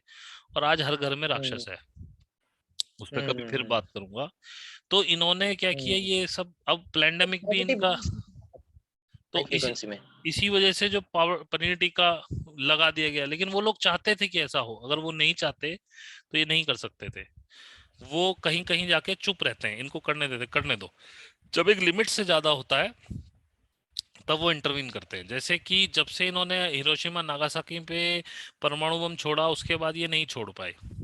जहां भी ये तैयारी अच्छा। करते हैं उनका यूएफओ आता है और पूरी मिसाइल को खत्म करके चला जाता है। अगर इनकी माँ ये ने समझ दूध पिलाया तो ये एक परमाणु बम छोड़ के दिखा दे, मैं मान जाऊंगा कि सामने कुछ नहीं है इनके, ये इनसे बड़ा कोई नहीं है। तो ये सब ये करते, वो ऐसे प्रिवेंट करते। पहले वो मेल्डेक और मार्स के टाइम पे, वो तब तक जब यहाँ पृथ्वी पे भी परमाणु बम नहीं छूटा था, तब तक यही था कि वो लोग इंटरवीन नहीं करते थे डायरेक्ट, उनका एक नियम था। लेकिन जब वो अर्थ पे छूट गया तो वो लोग परेशान हो गए। गैलेक्टिक अलायंस का, भाई ये तो मेल्डेक खत्म कर चुके हैं, ये मार्स खत्म कर चुके हैं, अभी ये अर्थ खत्म कर देंगे। ये तो यही सोल्स आती रहेंगी, क्योंकि यही सोल्स, ये मरती तो है नहीं सोल्स। ये हम किसी और प्लैनेट को बनाएंगे, ये फिर इनकारनेट होंगी, ये फिर यही काम करेंगी। तो भाई करा क्या जाए। तब उन्होंने बोला कि ठीक है, क्रिएटर ने उनको, जो प्राइम क्रिएटर जिसको बोलते हैं, जिसे हम ब्रह्म बोलते हैं, उन्होंने इनको दिया कि ठीक है आप इंटरवीन कर सकते हैं, लेकिन डायरेक्ट नहीं करेंगे। तो वो आते हैं, उनकी मिसाइल्स खत्म करके चले जाते हैं, इनकी मिसाइल छूटती नहीं है। ऐसी बात नहीं है, बहुत बार डिसीजन हुए हैं परमाणु बम छोड़ने के, मिसाइलें तैयार हुई हैं पर वो छुटती कभी नहीं है। तो ऐसे ही जब ये एक लेवल तक आ गया इनका ये पनीर टिक्के का प्रोग्राम, तो इन्होंने उन्होंने इंटरवेन कर दिया। जो विलास जी ने बोला कि एक अंटार्कटिका में मीटिंग हुई थी, और मेन मेन लोगों को उन्होंने ले जाके वीनस पे या कहीं पे मरकरी पे कहीं रख दिया है। अभी कंट्रोल उनके हाथ में है, अच्छा। गैलेक्टिक अलायंस के। तो ये धीरे धीरे चीजें फेड होती मतलब जाएंगी। पॉजिटिव। हाँ, आगे समय बहुत अच्छा आ मतलब रहा सर है जी बताए, पूछे। हाँ तो सर मैं ये कह रहा था कि अभी के इतने कॉन्वर्सेशन से ये तो समझ में आ गया है कि ये जितने भी सर एलियन और मतलब एक्स्ट्रा टेरेस्ट्रियल है, जो कि एक ही कैटेगरी में आते हैं, इनमें भी नेगेटिव और पॉजिटिव होते हैं। जी मतलब जी एलियन सिर्फ पॉजिटिव नहीं होते, नेगेटिव भी होते हैं। जी और इन्हीं लोगों को हम पहले के टाइम में देवता और असुर के नाम से जानते थे। जी तो जी सर पहले भी जिस तरीके से इंटरवेंशन ये करते रहते थे, अपना अपना काम करते रहते थे अपने हिसाब जी से, क्या जी सर अभी जो आने वाला, अभी जो बात चल रहा है, जैसे कि डॉक्टर विलास जगदाले और बहुत सारे एनलाइटेंड यूट्यूबर्स कह रहे हैं कि एक बहुत जल्दी एलियन इंटरवेंशन या फिर डिवाइन इंटरवेंशन या फिर एलियन अराइवल होने वाला है, ठीक है सर, परग्रहों का आगमन होने वाला है पृथ्वी पर। तो मेरा जी क्वेश्चन ये है सर कि आगे जो आने वाले का मतलब एक और एस्ट्रोलॉजिकल संयोग की भी मैंने बात किया था आपसे अभी थोड़ी देर पहले कि एक ऐसा संयोग बना हुआ है कि बहुत चांसेस है कि परग्रही या फिर एलियंस हमें विजिट करे कोई पर्पस के लिए। तो सर ये क्यों आ रहे हैं? ये सबसे बड़ी क्वेश्चन है। और अगर आ रहे हैं, क्या पॉजिटिव आ रहे हैं और या फिर देखो, नेगेटिव आ रहे हैं, या फिर दोनों ही आ रहे हैं? पहली और बात तो ये होगा क्या समझिए, आगे? पहली बात तो ये समझिए, डिवाइन इंटरवेंशन के बिना कुछ होता ही नहीं है। और आप जो कुछ भी हम्म, कर रहे हैं वो भी सब कुछ प्री प्लान्ड है। आप एक पलक भी नहीं झपका सकते अपनी मर्जी से। एक तो ये बात क्लियर समझिए, हम्म, ये सब एक खेल चल रहा हम्म, है जिसमें आप बैठे हुए हैं। हम्म, दूसरी हम्म, बात, हम्म, एलियंस जो खराब वाले थे वो तो यहाँ बहुत सालों से थे। यहाँ खराब और अच्छे एलियंस हम्म, आज भी धरती पे मौजूद हैं। खराब वालों ने ये सारा खेल खिलवाया है, लेकिन खराब वाले भी अच्छे वालों से ऊपर नहीं है, क्योंकि असली चाबी उनके हाथ में है। हम्म, खराब वाले अपनी खुराफात करते हैं, क्योंकि देखो अगर हम्म, खराब नहीं होगा तो अच्छा कैसे होगा? डार्क साइड नहीं होगी तो ब्राइट साइड का क्या मूल्य रह हाँ ये। जाएगा? क्योंकि अभी जिस जगह पे आप हैं, जिस युग में आप चल रहे हैं, ये ड्युअलिटी का युग है, जिसमें अपना पराया, रात हम्म, दिन, सुख दुख, ये सब होता है। तो जब तक आपको दुख हम्म, नहीं मिलेगा तो हम्म, ड्युअलिटी कैसे आएगी? तो खराब एलियंस ने तो ये सब कर दिया हम्म, है। अभी जो आने वाले वो अच्छे एलियंस आने वाले हम्म, हैं इस युग के परिवर्तन के लिए। अच्छा। क्योंकि जब आप सतयुग में होते हैं, सतयुग में देवता और असुर का कोई कॉन्सेप्ट ही नहीं होता है। ये कॉन्सेप्ट चलता है त्रेता से। और आप देखेंगे जो रावण आया वो त्रेता के एंड में आया है। त्रेता के शुरू में क्या हुआ है किसी को नहीं पता है। त्रेता के लास्ट में रावण आया, जिसमें संधि काल में जब त्रेता से द्वापर में जा रहे थे वहां पे रामायण का वो राम का युद्ध हुआ है। ऐसे ही जो कृष्ण का अवतार है वो द्वापर के लास्ट में है, शुरू में। अब त्रेता के एंड में जब द्वापर शुरू हुआ था वहां से और द्वापर के एंड तक का कुछ नहीं पता है। हम नहीं जानते हैं उसको क्या है। हो सकता है हमारी पुराणों में हो, हमें पढ़ना पड़ेगा, हम पढ़ते नहीं है। प्रॉब्लम ये है, हमको ये सारा गुलामी का खेल पकड़ा दिया गया, इंजीनियर बनो, डॉक्टर बनो, पैसा कमाओ, फलाना करो। हम गुरुकुल शिक्षा में नहीं जाते हैं, हम लोग अपने शास्त्र नहीं पढ़ते हैं। उसमें सब होगा, आई एम श्योर, लेकिन हमने नहीं पढ़ा है। तो ये सब जब युग अंत होता है तब ये सब चीजें होती हैं। अभी सतयुग आ रहा है तो अब कृष्ण नहीं आ रहा है, अब राम नहीं आ रहे हैं। क्योंकि जब सतयुग होता है, सतयुग में ना कोई राम होता है ना कृष्ण होता है, हर कोई राम कृष्ण होता है। Everyone is a divine. तो जो बाइबल कहती है सेकंड कमिंग, तो सेकंड कमिंग वो अभी भी मान के बैठे हुए कि जीसस आएगा। लेकिन कुरान के हिसाब से वो कहते हैं इमाम मेहंदी आएंगे, हम कहते हैं कल की आएगा। लेकिन that is not about any person, because सतयुग है, सतयुग में हर कोई राम है, हर कोई कृष्ण है। उस लेवल के बंदे होते हैं वहां पे नॉर्मली। तो वहां पे कृष्णा कॉन्शियसनेस आएगी, क्राइस्ट कॉन्शियसनेस आएगी, इमाम मेहंदी कॉन्शियसनेस आएगी, कल की कॉन्शियसनेस आएगी। एवरीबडी इज ए कल की, everybody will be Christ, everybody will be imam Mahdi, everybody will be Krishna. तो हमारी कॉन्शियसनेस ही डेवलप हो रही है, हम खुद में देवता बन जाएंगे। और जो हमारे यहाँ कहते हैं 33 करोड़ देवी देवता, 33 करोड़ देवी देवता, उसको कर दिया 33 कोटि देवी देवता की, 33 तरह के देवी देवता हैं। लेकिन I am pretty much sure कि सतयुग में 33 करोड़ लोग जो जाएंगे वही देवी देवता हैं। क्योंकि सतयुग में कोई भी कृष्ण राम नहीं होता, वहां पे everybody is a Krishna, everybody, क्योंकि कॉन्शियसनेस ही ऐसी होती है। हम लुमेरियन टाइम में दोबारा जा रहे हैं। We are not going into ये लुमेरियन के बाद क्या आया था वो, अटलांटिस में नहीं जा रहे हैं हम लुमेरिया में जा रहे हैं अभी, लुमेरियन टाइम में जा रहे हैं हम। वहां पे हर कोई देवी देवता होता है। तो ये कॉन्शियसनेस का डेवलपमेंट चल रहा है। अर्थ खुद 5D में जा रही है, तो आप 4D से नीचे तो अर्थ पे रह ही नहीं सकते इस समय।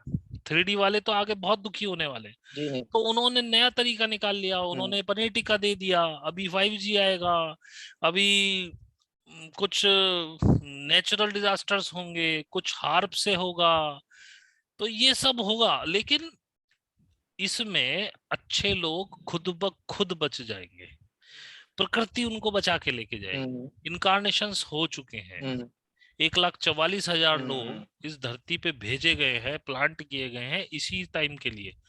उसमें कुछ लोग अभी सर 60 सर 144,000 लाइट वर्कर्स की बात कर रहे हैं ना आप, हाँ जी, जिनका आना हाँ जी, होना हाँ था जी, टाइम में। आ चुके हैं।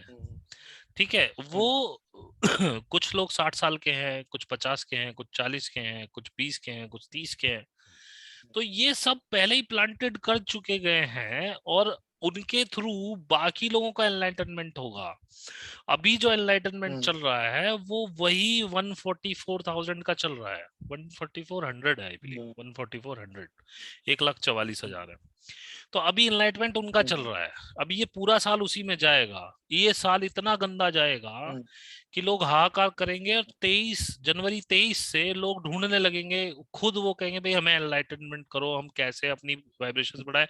अभी कुछ लोग इसमें जो हमारा वीडियो सुनेंगे वो 1% लोग कनेक्ट करेंगे, बाकी लोग सोचेंगे हाँ पता नहीं क्या बकवास की है इन्होंने। बहुत से लोग एंटरटेनमेंट के लिए आएंगे, बहुत से लोगों को परेशानी ये है कि भविष्य में क्या होने वाला है। अबे भाई भविष्य कुछ होता ही नहीं है, फ्यूचर इज नाउ। अभी आप में जो बात कर रहे हैं यही फ्यूचर वही है, के टाइम। फ्यूचर तो कुछ होता ही नहीं है। तो उनको प्रॉब्लम ये है, वो बस इतने इसके लिए आते हैं यहाँ पे, एंटरटेनमेंट देखते हैं और उसके बाद देखते हैं कि क्या होने वाला है इनके हिसाब से। तो मैं बता दूं फ्यूचर बहुत अच्छा है, लेकिन बहुत अच्छा कुछ ऐसे ही नहीं मिल जाता है। अगले 3 साल बहुत गंदे हैं, इसमें बहुत राइट्स होंगे, लोग सड़क पे भी निकलेंगे, कत्लेआम होगा, सुसाइड्स होंगी, कुछ भी हो सकता है, वार हो सकती है, महंगाई इतनी होगी, भूखे मर जाएंगे लोग, सुसाइड कर लेंगे पूरे फैमिली के साथ, लोगों के पास पैसा नहीं होगा, और बहुत सी इनकी नई नई तरकीब हो आएंगी भी रहा है, हो आपको भी। क्योंकि इन लोगों का मेन पर्पस है कि आप सतयुग में प्रवेश ना करें, जो अर्थ का इवोल्यूशन है वो रुक जाए, आपके अंदर इतना फियर, इतनी प्रॉब्लम्स खड़ी कर दें। इवोल्यूशन को रोकना चाहते हैं हाँ जी। सर। मतलब वो लोग सर, हम्म मतलब वो लोग ये जो पनीर टिक्का है और जो भी इनके हम्म डिसेप्शंस है, स्ट्रेटेजीज है, उनसे हम्म बेसिकली हमारा जो इवोल्यूशन नेचुरली अभी हो रहा है, मतलब हाँ, उसको नेचुरली जो मदद रोकना मिल रहा चाहते हैं, उसे है, रोकना चाहते हैं। मतलब ये जो आप ये और भी देखिए डीएनए ये, स्ट्रैंड्स में जो हो रहा है सर, ये जो डीएनए स्ट्रैंड्स में अपग्रेडेशन हो रहा है, हाँ उसकी वजह से ये एमआरएनए वाला पनीर जी टीका इन्होंने लाया है कि जी हमारे डीएनए में कुछ छेड़छाड़ हो जी, और पहले इन स्ट्रैंड इवोल्यूशन रुक जाए, डीएनए जी पहले रुक इन्होंने जाए। क्या किया, पहले इन्होंने क्या किया, ये 1920 के आसपास से लगे हुए हैं। तो इन्होंने सबसे पहले हम्म XXX मूवीज बनानी शुरू करी, और आप देखिए कि हम्म वो मूवीज फ्री इसी में ही बटती हैं हर जगह। जब वीडियो कैसेट्स चलती थी, मुझे नहीं पता हम्म आपकी कितनी उम्र है, हमने बचपन देखा है जिसमें वीडियो कैसेट्स चलती थी, VHF टेप्स। तो हम्म उसमें भी वो हमेशा हम्म पायरेटेड ही आई, सीडीज आई तो वो पायरेटेड हम्म आई। उसके बाद जब इंटरनेट चला तो इतना हम्म खुला फ्री में दिया उन्होंने कि भाई देखो, क्योंकि ये इवोल्यूशन रोकने का सबसे अच्छा तरीका है। तो तब इन्होंने डेवलप नहीं होने दिया हम्म ह्यूमन रेस को। उसके बाद जब इन्होंने देखा कि अब अर्थ हम्म मूव कर रही है, अब लोग अपने आप से मूव कर रहे हैं ऊपर, तो ये पॉलिटिकल ले आए। हम्म तो mRNA से इन्होंने वो डीएनए स्ट्रैंड्स ही काट डाले एवोल्यूशन के। इन्होंने लिम्बिक सिस्टम, जिसको हम्म विलास जगदाले जी बोलते हैं कि आपका थर्ड आई खत्म हो रहा है, आपका पिट्यूटरी ग्लैंड, प्लीनियल ग्लैंड खत्म हो रहा है, और इवोल्यूशन उससे पहले इन्होंने टूथपेस्ट पे फास्फोरस ले आए ये, और पानी में मिला दिया इन्होंने, क्लोरीन्स फ्लोराइड। मिला दी, फ्लोराइड, सॉरी फास्फोरस नहीं फ्लोराइड, फ्लोराइड पानी में मिला दिया, क्लोरीन बना के मिला के देने लगे कि आप कैसे ही आपका ये पीनियल ग्लैंड एक्टिवेट ना हो, क्योंकि इसके एक्टिवेट होने के बाद कुछ नहीं होता है भाई साहब। मैं खुद देखता हूँ, अब मैं मेरी अगर पुरानी वीडियोस आप पूरे मेरे चैनल्स पे देखो तो मेरे एक्सपीरियंसेस भी मैंने बताए हैं उसमें, भाई सेक्स करने को मन नहीं करता है अपने आप से जब आप इवोल्यूशन में जाते हैं। तो ये ये हमको ऊपर उठने, और फिर उसके बाद फियर, भाई जहां देखो ये नहीं करोगे तो नौकरी चली जाएगी, ये नहीं, अबे चली जाएगी साली, दूसरी मिल जाएगी, तेरे बाप की नौकरी है, तूने लगाई थी, कहीं और देख लेंगे, हमारे अंदर वो होगा तो कुव्वत होगी। हर जगह फियर का माहौल है।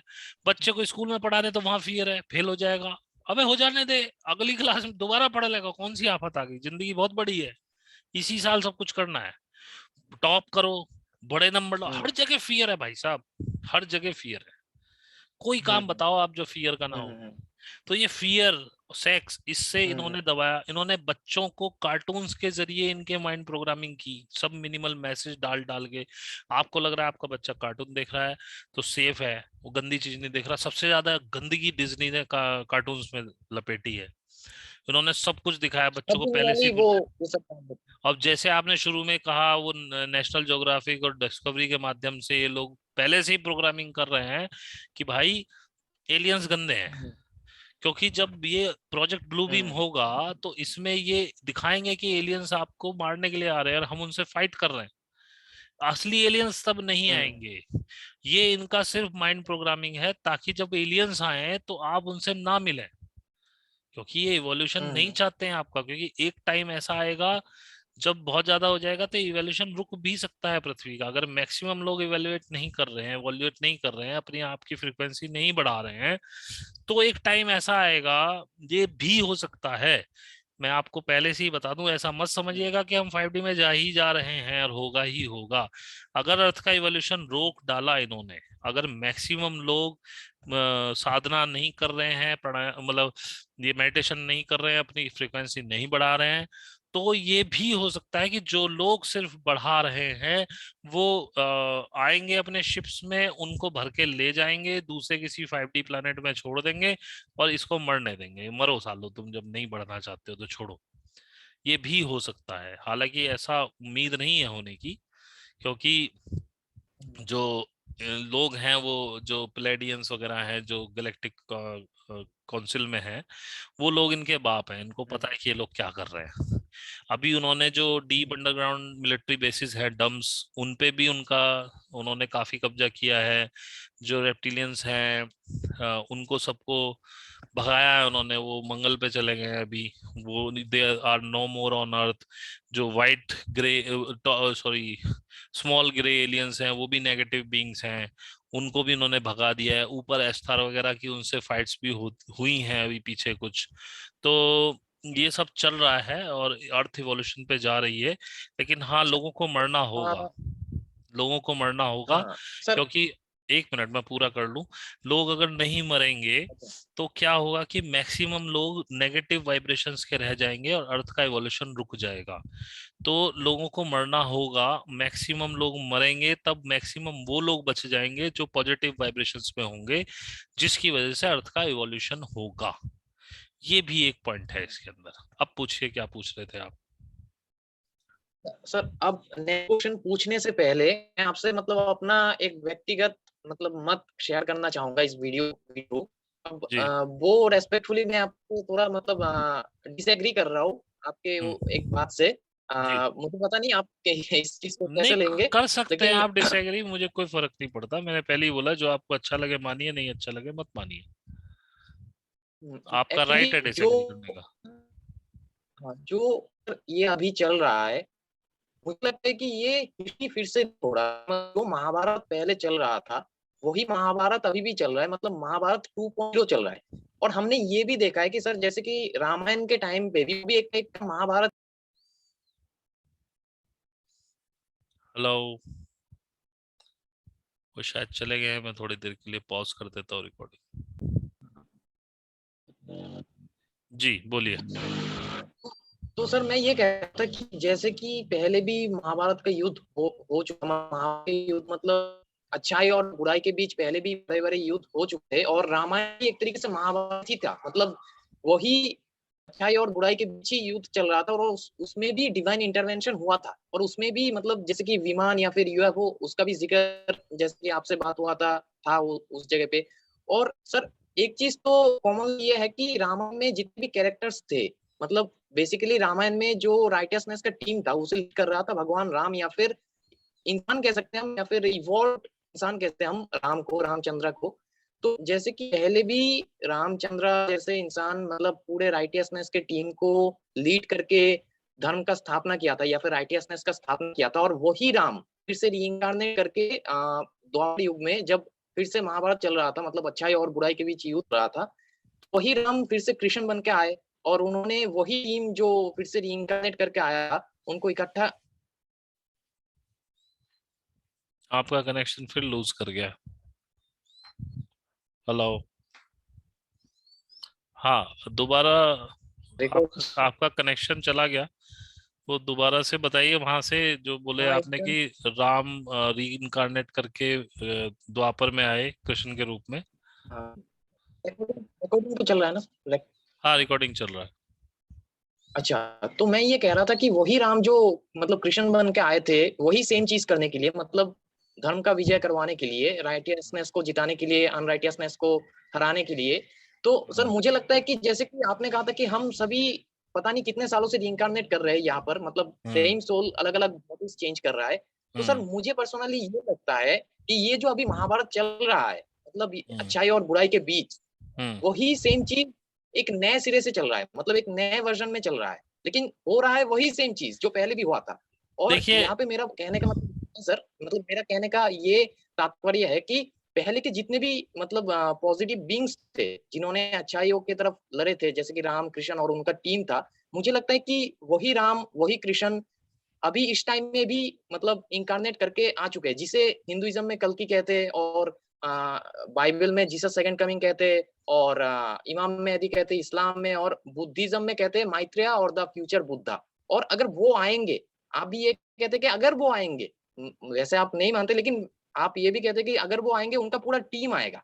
तो सर मैं ये मानता हूँ कि रीइंकार्नेशन एक साइकिल होता है, और बार बार रीइंकार्नेट करते हैं, मतलब ये जितने भी पॉजिटिव सोल्स वही सेम काम करने के लिए, लेकिन अलग अलग तरीके से, शायद वो लोग आज के समय में अलग अलग रूप से अलग अलग तरीके से वही काम कर रहे हो। और जो आप सर ये कहते हैं कि कल की कॉन्शियसनेस आएगा सभी कल की बनेंगे, मैं उससे भी एग्री करता हूँ, क्योंकि आने वाला टाइम ऐसा आ रहा है कि एक कृष्ण नहीं होगा, सभी कृष्ण होंगे, और जितने भी मतलब इंसान यहाँ पर जिएंगे वो सभी कृष्ण ही होंगे, क्योंकि कृष्ण नहीं बनेंगे, उस लेवल तक नहीं जाएंगे, तो आप ही कहते हैं कि 5D अर्थ में जाना इम्पॉसिबल है। तो ये मेरा एक अलग मत है। तो वैसे टॉपिक इस पर नहीं है सर। क्वेश्चन अब ये है कि जो डिवाइन इंटरवेंशन की बात चल रही थी, जो कि पहले भी हुआ, तो अभी ये जो एलियंस आ रहे हैं, मतलब जिसका एस्ट्रोलॉजिकल संयोग भी बना हुआ है, विलास जगदाले भी कह रहे हैं कि बहुत जल्दी होने वाला है। मेरा सर आपसे ये क्वेश्चन है कि आपने जो कहा कि पॉजिटिव एलियंस आ रहे हैं, तो ये किस लिए आ रहे हैं, मतलब इनका बेसिक मकसद क्या है, और ये क्या करेंगे, किस लिए आ रहे हैं, क्या करेंगे, और टाइमलाइन क्या क्या हो सकता है सर, मतलब किस समय में वो मोस्ट प्रोबेबली आ सकते हैं, देखिए, और क्यों आ पहले सकते पहली बात तो मैं आपको बताऊं, आपको हर युग में जाना पड़ेगा। अगर आप कहते हैं हैं? राम कृष्ण नहीं थे, कृष्ण राम नहीं थे, हम्म, बुद्ध कृष्ण नहीं थे, हर युग में कहाँ किस चीज की आवश्यकता है उस हिसाब से आते हैं। राम के हम्म, काल में सब चीजें पहले से तय हो चुकी थी, अच्छाई बुराई हम्म, सब कुछ सेट था वहां पे। लेकिन अ, त्रेता आगे लास्ट होते होते जो रावण का काल था उसमें राक्षसों के आतंक इतने बढ़ चुके थे कि दशरथ और जनक अपनी अपनी वहां तो टेरिटरीज को संभाले हुए थे, लेकिन बहुत से राजा जनक और दशरथ नहीं थे, इतने शक्तिशाली हम्म, नहीं थे कि रावण को रोक सके। तो राम का हम्म, उदय जो हुआ था वो केवल एक पर्टिकुलर चीज को खत्म करने, राक्षसों का अंत करने के लिए हुआ था। वो अच्छाई बुराई के कुछ नहीं हम्म, था उसमें। क्योंकि रावण की एक संस्कृति थी जिसे रक्ष संस्कृति बोलते हैं। एक आचार्य चतुर्सेन की किताब है वयम रक्षा में, अगर आप उसे पढ़ें तो आपको वो कहता हम्म, था, जिसके पास भी जाके कहता था या तो मुझसे युद्ध करो या मेरी संस्कृति कबूल करो, मुझे अपना राजा मानो। और उसकी संस्कृति में सब कुछ हाँ, बहुत खुला खुला था। वो ये कहता था हम सब हम्म, राक्षस हैं, अगर आप राक्षस संस्कृति संस्कृति पकड़ते हैं तो मैं आपकी रक्षा भी करूंगा, अगर आप पे कोई हमला करेगा तो मैं आपको हम्म, सेव करूंगा। लेकिन मेरे यहाँ हम्म, संस्कृति ये है, अगर मुझे कोई औरत पसंद है तो मैं उसे उठा के ले जाऊंगा, लेकिन मैं उसके हम्म, साथ कुछ नहीं करूंगा जब तक उसकी मर्जी नहीं होगी। लेकिन हम्म, और स्त्री इतनी खुली हुई थी उनके सामने, वो कहीं भी किसी के साथ भी रमण कर सकती हैं जिससे उनका मन करे।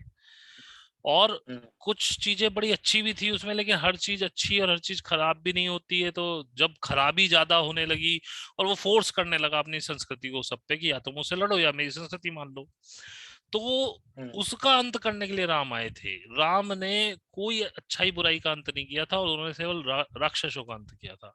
अब अगर आप बात करें द्वापर की, तो द्वापर में जो महाभारत हुआ था उसमें जो कृष्ण ने कौन सी बुराई का अंत किया? किसी भी बुराई का अंत नहीं किया कृष्ण ने। कृष्ण ने उस समय की टेक्नोलॉजी का अंत किया। जितने भी योद्धा थे सारे मारे गए पांडवों के अलावा। सारी टेक्नोलॉजी जितनी भी थी, कृपाचार्य एक बहुत बड़े टेक्नोलॉजिस्ट थे, आयुध निर्माणी थे, एक तरह से मिसाइल मैन थे वो। कृपाचार्य बचे थे, वो अमर है क्योंकि, लेकिन कृपाचार्य की बनाई हुई एक एक टेक्नोलॉजी खत्म हो गई थी, सारे अस्त्र खत्म हो गए थे, दुनिया खत्म एक तरह से हो गई थी। वो कलयुग के परिवर्तन का समय था, क्योंकि टेक्नोलॉजी इतनी हाई पहुंच चुकी थी, आपस में इतने हथियार बना लिए थे कि अगर वो आपस में चल जाएं तो पता नहीं पूरा ब्रह्मांड खत्म हो जाए। तो कई अस्त्र तो ऐसे थे जो वो लोग ही मार दिए गए उन अस्त्रों को चलाने से पहले। तो वो टेक्नोलॉजी इनके साथ चलेगी कि वो अस्त्र चलेगा कैसे, जिसे ब्रह्मास्त्र कहते थे, पशुपतास्त्र कहते थे, ये अर्जुन के पास भी थे, लेकिन ये कभी इस्तेमाल ही नहीं किए गए, क्योंकि उनको पता था अगर ब्रह्मास्त्र चलेगा तो पूरा ब्रह्मांड खत्म हो सकता है। तो और जिसके पास वो टेक्नोलॉजी थी, जैसे कर्ण वगैरह के पास, उनको खत्म कर दिया गया। तो वो तो टेक्नोलॉजी का अंत करने आए थे।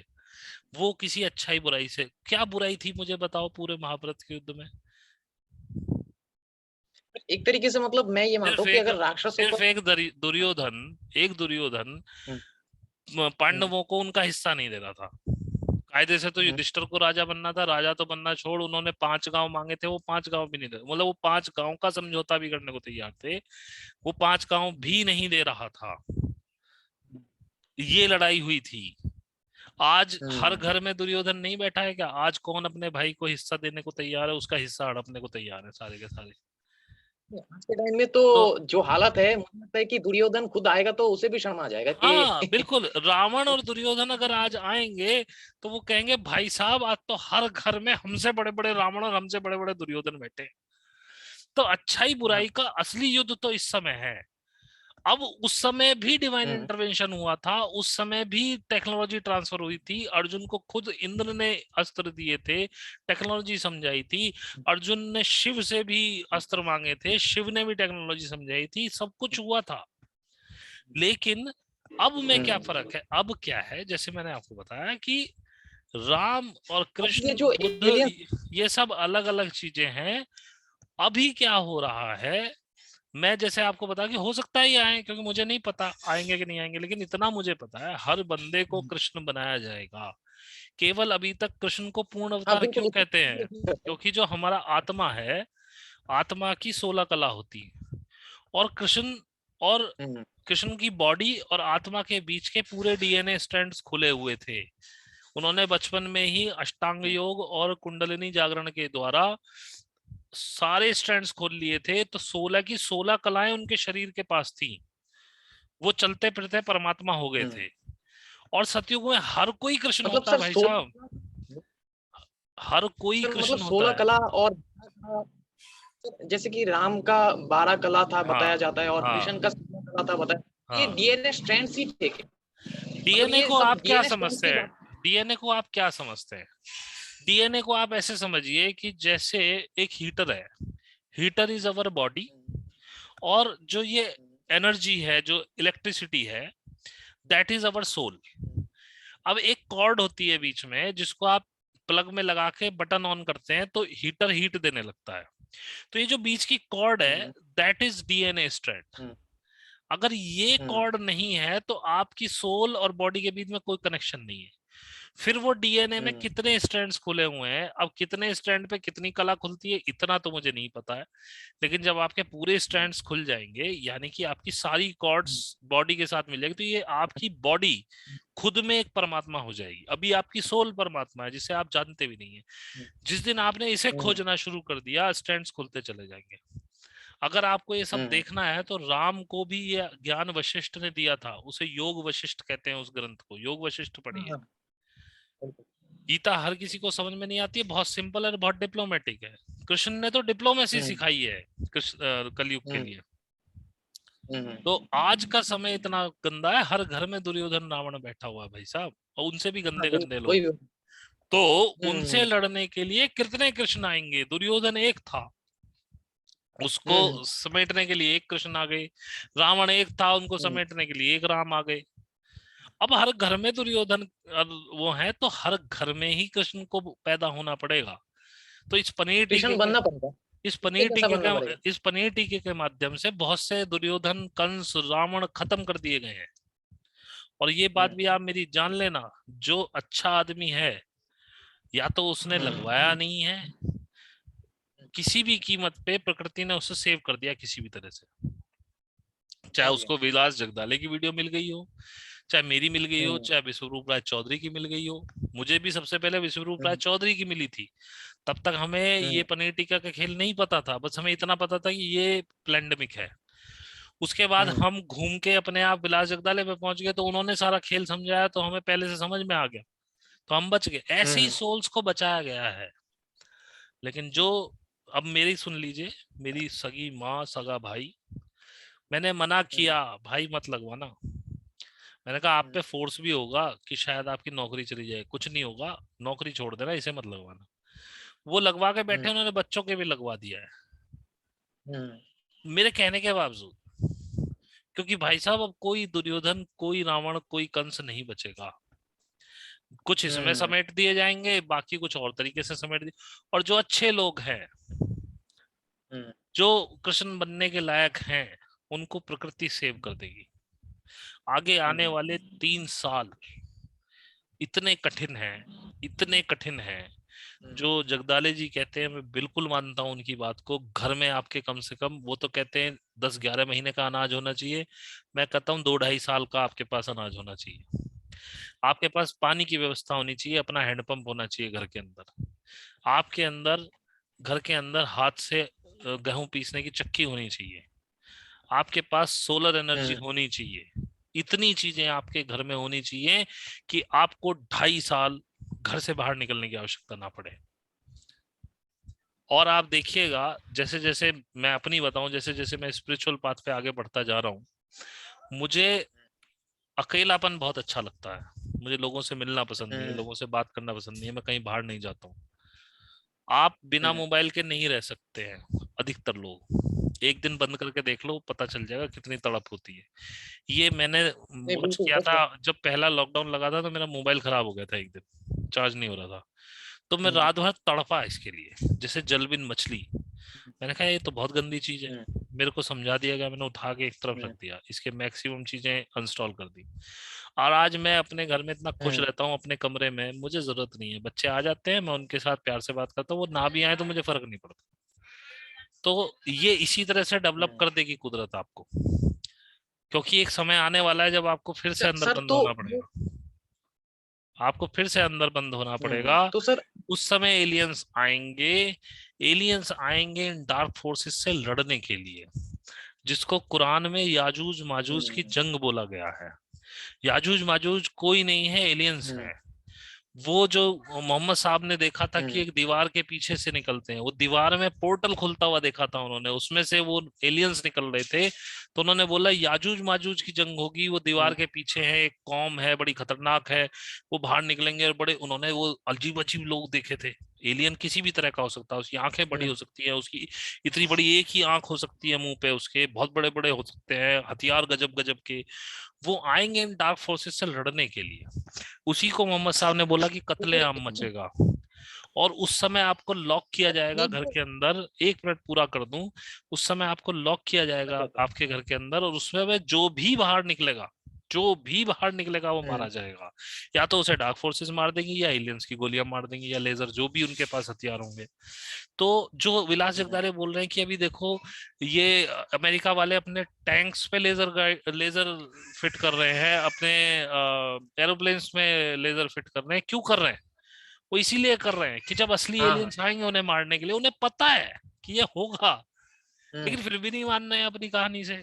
और उनकी टेक्नोलॉजी इतनी हाई है, उन्हें ये भी पता है कि हम उनसे नहीं लड़ सकते, पर पता नहीं, फिर भी दिमाग में वो चश्मा चढ़ा हम्म, हुआ है ना, दुर्योधन है ना वो तो कहेगा कि मैं जीतूंगा। हम्म, तो वो अपना हम्म, पूरा प्रयास कर रहे हैं आपको नेगेटिव वाइब्स में ले जाने के लिए। और एलियंस ने कहा उन्होंने इन्हीं के हाथों से मरवा दिया लोगों को। अब आप समझो, अगर ये पनीर टिक्का नहीं मिलता लोगों को, तो यही लोग नेगेटिव वाइब्स फैला रहे होते, अभी भी फैला रहे हैं। उन्होंने इन्हीं के मतलब हाथों सब से, कुछ डिवाइन। अरे सर सुनिए, उन्होंने इन्हीं के हाथों से इन्हीं के हथियार को मार दिया। अगर ये सारे लोग जिंदा रहते तो नेगेटिव वाइब्स ज्यादा होती, पृथ्वी नहीं जाती पॉजिटिव की तरफ। उन्होंने इन्हीं के हाथों इन्हीं के हथियार को बर्बाद दिया, और नेगेटिव जो वाइब्रेट करने वाले लोग हैं वो खत्म हो गए, खत्म हो जाएंगे अगले 2 साल में। तो अर्थ पॉजिटिव को मूव करेगी, फिर मैक्सिमम लोग पॉजिटिव वाइब्स वाले होंगे। इनके समझ में नहीं आ रहा है कि, क्योंकि मैंने बताया ना, वो बहुत ऊंचा खेलते हैं। वो इनके बाप हैं सोचने में, उनको सब पता है ये क्या कर रहे हैं, क्योंकि जो ये कर रहे हैं, जो ये सोचते हैं कि हम कर रहे हैं, वो उन्हीं के टेलीपैथिक मैसेज हैं जो इन तक गए हुए हैं और वो कर रहे हैं। ये सोचते हैं कि हम माइंड प्रोग्रामिंग करनी जानते हैं, तो वो नहीं जानते, वो तुम्हारे बाप है भाई, और उनकी टेक्नोलॉजी यूज कर रहे हो तुम। उनकी जो सड़ी हुई मतलब सर यहाँ टेक्नोलॉजी पे थी, एक चीज मैं कहना चाहूंगा। वो गंदे एलियंस ने ली, सर एक और चीज वो गंदे एलियंस ने इनको दी। और ये सोचते हैं कि उनके अच्छे एलियंस के पास ये टेक्नोलॉजी नहीं है। अबे वो बाप है तुम्हारे। जी पूछिए, अब क्या पूछ रहे थे? सर, यहाँ पे एक चीज मैं कहना चाहूंगा कि जो हमारे शास्त्रों में पुराणों में लिखा, आपका फिर कनेक्शन चला गया।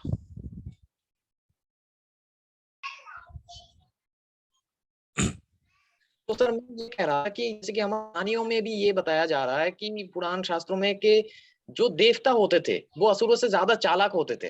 मतलब जी वो इंटेलेक्चुअल उनके तुलना में बहुत ज्यादा होते थे, और वो अपने मतलब क्लेवर आइडियाज और प्लानिंग से ही मतलब हमेशा चाहे असुर कितने ताकतवर हो उनको हरा देते थे, और अंत में जीत देवता की होती थी। तो जी सर ये तो एक तरीके से वही बात आप जो कह रहे हैं कि जो ईटी है या फिर पॉजिटिव एलियंस है, मीनिंग में भी वहां पे और हर चीज में इंटेलेक्ट कैपेसिटी और हर चीज उनके आगे ही है, ये जी एडवांस्ड ही है। तो जी। इनके सामने ये टिकेंगे नहीं।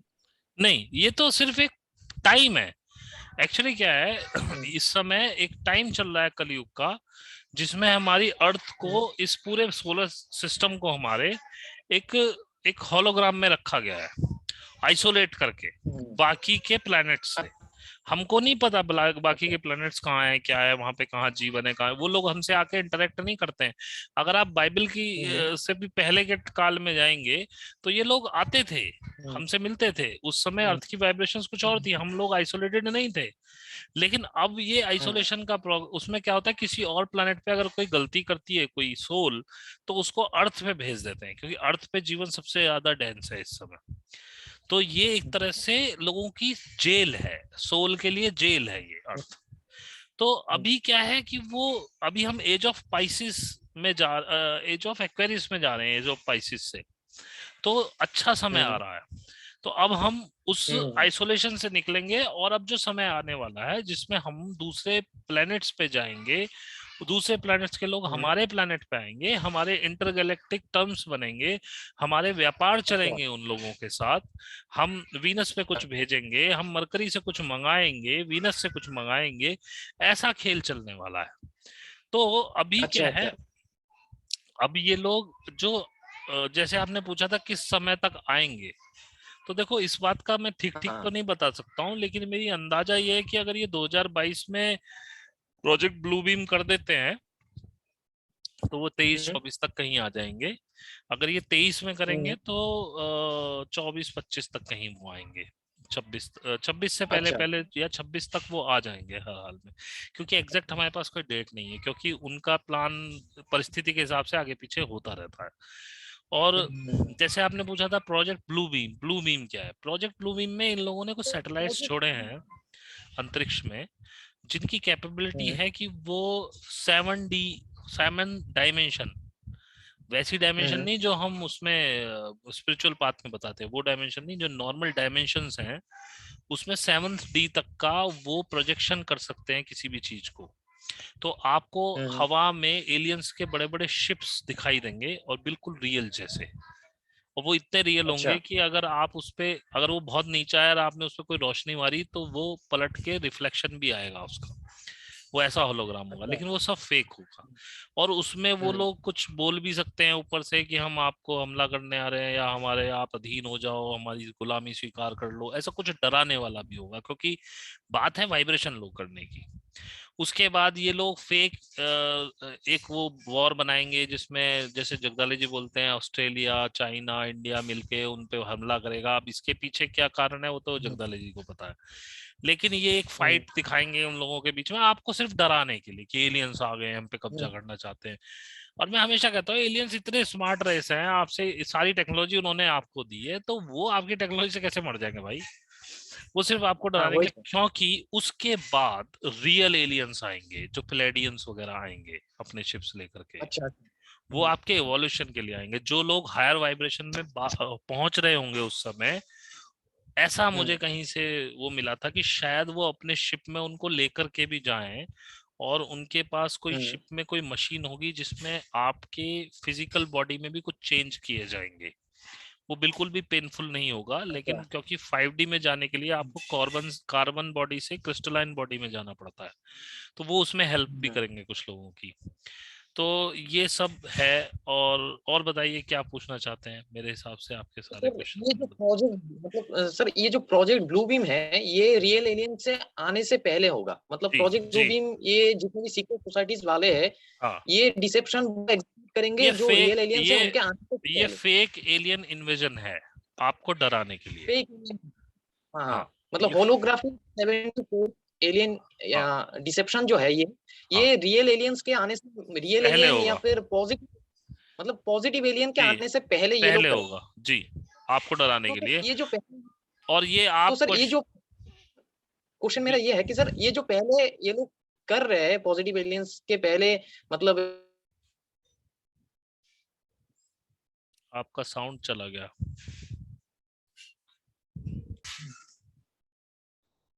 हाँ जी जी, आपका कनेक्शन टूट गया था, पूछिए। सर रिकॉर्डिंग चालू है ना? हाँ चालू है। अच्छा तो सर मेरा क्वेश्चन ये है कि ये जो प्रोजेक्ट ब्लू बीम है जिसके थ्रू एलियंस या फिर पॉजिटिव एलियंस को नेगेटिवली पोर्ट्रे करेंगे ये हमें 70 होलोग्राफिक डिसेप्शन के जरिए ये हम्म लोग ये क्यों कर रहे हैं? मतलब उनके आने से पहले ये बोला है ना आपको डराने के लिए, क्योंकि अब इनके पास कुछ बचा नहीं है, क्योंकि इनको पता है एलियंस आने वाले हैं पॉजिटिव वाले, तो वो पहले से आपको डरा रहे हैं उसके लिए कि कल को वो मतलब आपके उनके आने सामने, से पहले कल को वो आपके वो सामने आए अपने। तो आप भागे उनसे, या उनके ऊपर पथराव अच्छा। करें, और जब वो पथराव आप उनके ऊपर करेंगे वो गोली मार देंगे आपको, या लेजर मार देंगे, कैसे भी करेंगे, क्योंकि वो भी कोई मरने के लिए तो यहाँ पिटने के लिए तो नहीं आ रहे हैं आपसे। तो ये सब इसलिए कर रहे हैं। और आप मुझसे ये सवाल भी क्यों पूछ रहे हैं, ये भी डिवाइन इंटरवेंशन है, क्योंकि इस वीडियो को जो भी 2 4 5 10 1000 500 लोग जो भी देखेंगे, उनके माइंड में ये चीजें हम्म पहले से सेट हो जाए कि जब वो एलियंस आएंगे तो समझेंगे हाँ ठीक है यार ये फेक है। अब जितने लोग बेवकूफ हैं हम्म वो डरे, क्योंकि वो तो वैसे भी हम्म पनीर टीका खा के मौज ले रहे हैं, तो वैसे भी साल 2 साल के मेहमान है। हम्म तो हम्म ये भी डिवाइन इंटरवेंशन है कि ये अवेयरनेस फैलाई जा रही है इस फेक एलियन इन्वेजन की, क्योंकि जिन लोगों को बचना हम्म। है उन तक ये इंफॉर्मेशन पहुंच जाए। जी और बताइए क्या पूछना चाहते हैं। हेलो सनातन जी, क्या और पूछना चाहते हैं। सर आपका फेस नहीं आ रहा है। आपका भी नहीं हाँ आ रहा अब है आ रहा है। सर। अब आ रहा है अब आ रहा है। जी अब ठीक है ना? हाँ जी, बताएं क्या पूछना चाहते हैं। और तो सर इससे हमें यही पता चलता है कि ये लोग पहले एक होलोग्राफिक डिसेप्शन क्रिएट करेंगे ताकि हम जो असली एलियन या फिर पॉजिटिव एलियन आने वाले हैं उनको पहले से ही गलत सोच जी ले। और जी मतलब बेसिकली ये लोग अनराइटियसनेस को जिताना चाहते हैं, राइटियसनेस को दबाना नहीं चाहता है नहीं और नहीं इवोल्यूशन को। नहीं, मैंने आपको बताया ना इवोल्यूशन रोकना है अर्थ का, तो वो चाहते हैं हाँ मैक्सिमम हाँ। लोग लो फ्रीक्वेंसी पे वाइब्रेट करते रहे ताकि अर्थ का इवोल्यूशन रुक जाए। लेकिन मैंने आपको बताया ना, इन इन बेवकूफों को खुद नहीं पता है कि इन्होंने क्या कर दिया है। इन्होंने अपने हाथ से अपना ही हथियार खत्म कर दिया है। इन्होंने अपने ही हाथ से उन लोगों को ये पनीर टिक्का खिला दिया है जो लोग लो वाइब्रेशन में ऑलरेडी वाइब्रेट कर रहे थे। हालांकि गेहूं के साथ गुण फिसता है तो थोड़े बहुत इसमें अच्छे लोग भी चले जाएंगे, लेकिन हम्म अगले 2 2.5 साल के बाद जब मैक्सिमम पनीर टिक्का वाले निकल जाएंगे इस दुनिया से, तो बचेंगे कौन। हम्म वही बचेंगे जो हम्म अवेकंड है, तो वो तो ऑलरेडी पॉजिटिव में वाइब्रेट कर रहे हैं, तो अर्थ जाएगी पॉजिटिव में। इन बेवकूफों को समझ में नहीं हाँ आ रहा है कि हम कर क्या रहे हैं। लेकिन क्योंकि ये भी कुछ नहीं कर सकते हैं, जो डिवाइन ने सोच रखा होगा तो वही। और बताइए कोई क्वेश्चन आपका हो इसके अलावा, या खत्म करें यहीं पे? सर, आपका फेस नहीं आ रहा है। तो फेस को छोड़ दीजिए, ये आप बात करिए बस। अच्छा अच्छा अच्छा, एक मिनट वो मैं। आपका आपका फेस नहीं आता है, आपका कनेक्शन स्लो है, मेरा आ रहा है। हाँ हाँ, जी अभी अचानक। जी, आप ये बताएं और क्या पूछना चाहते हैं, या खत्म करें इसको आज के टेलीकास्ट को? हेलो।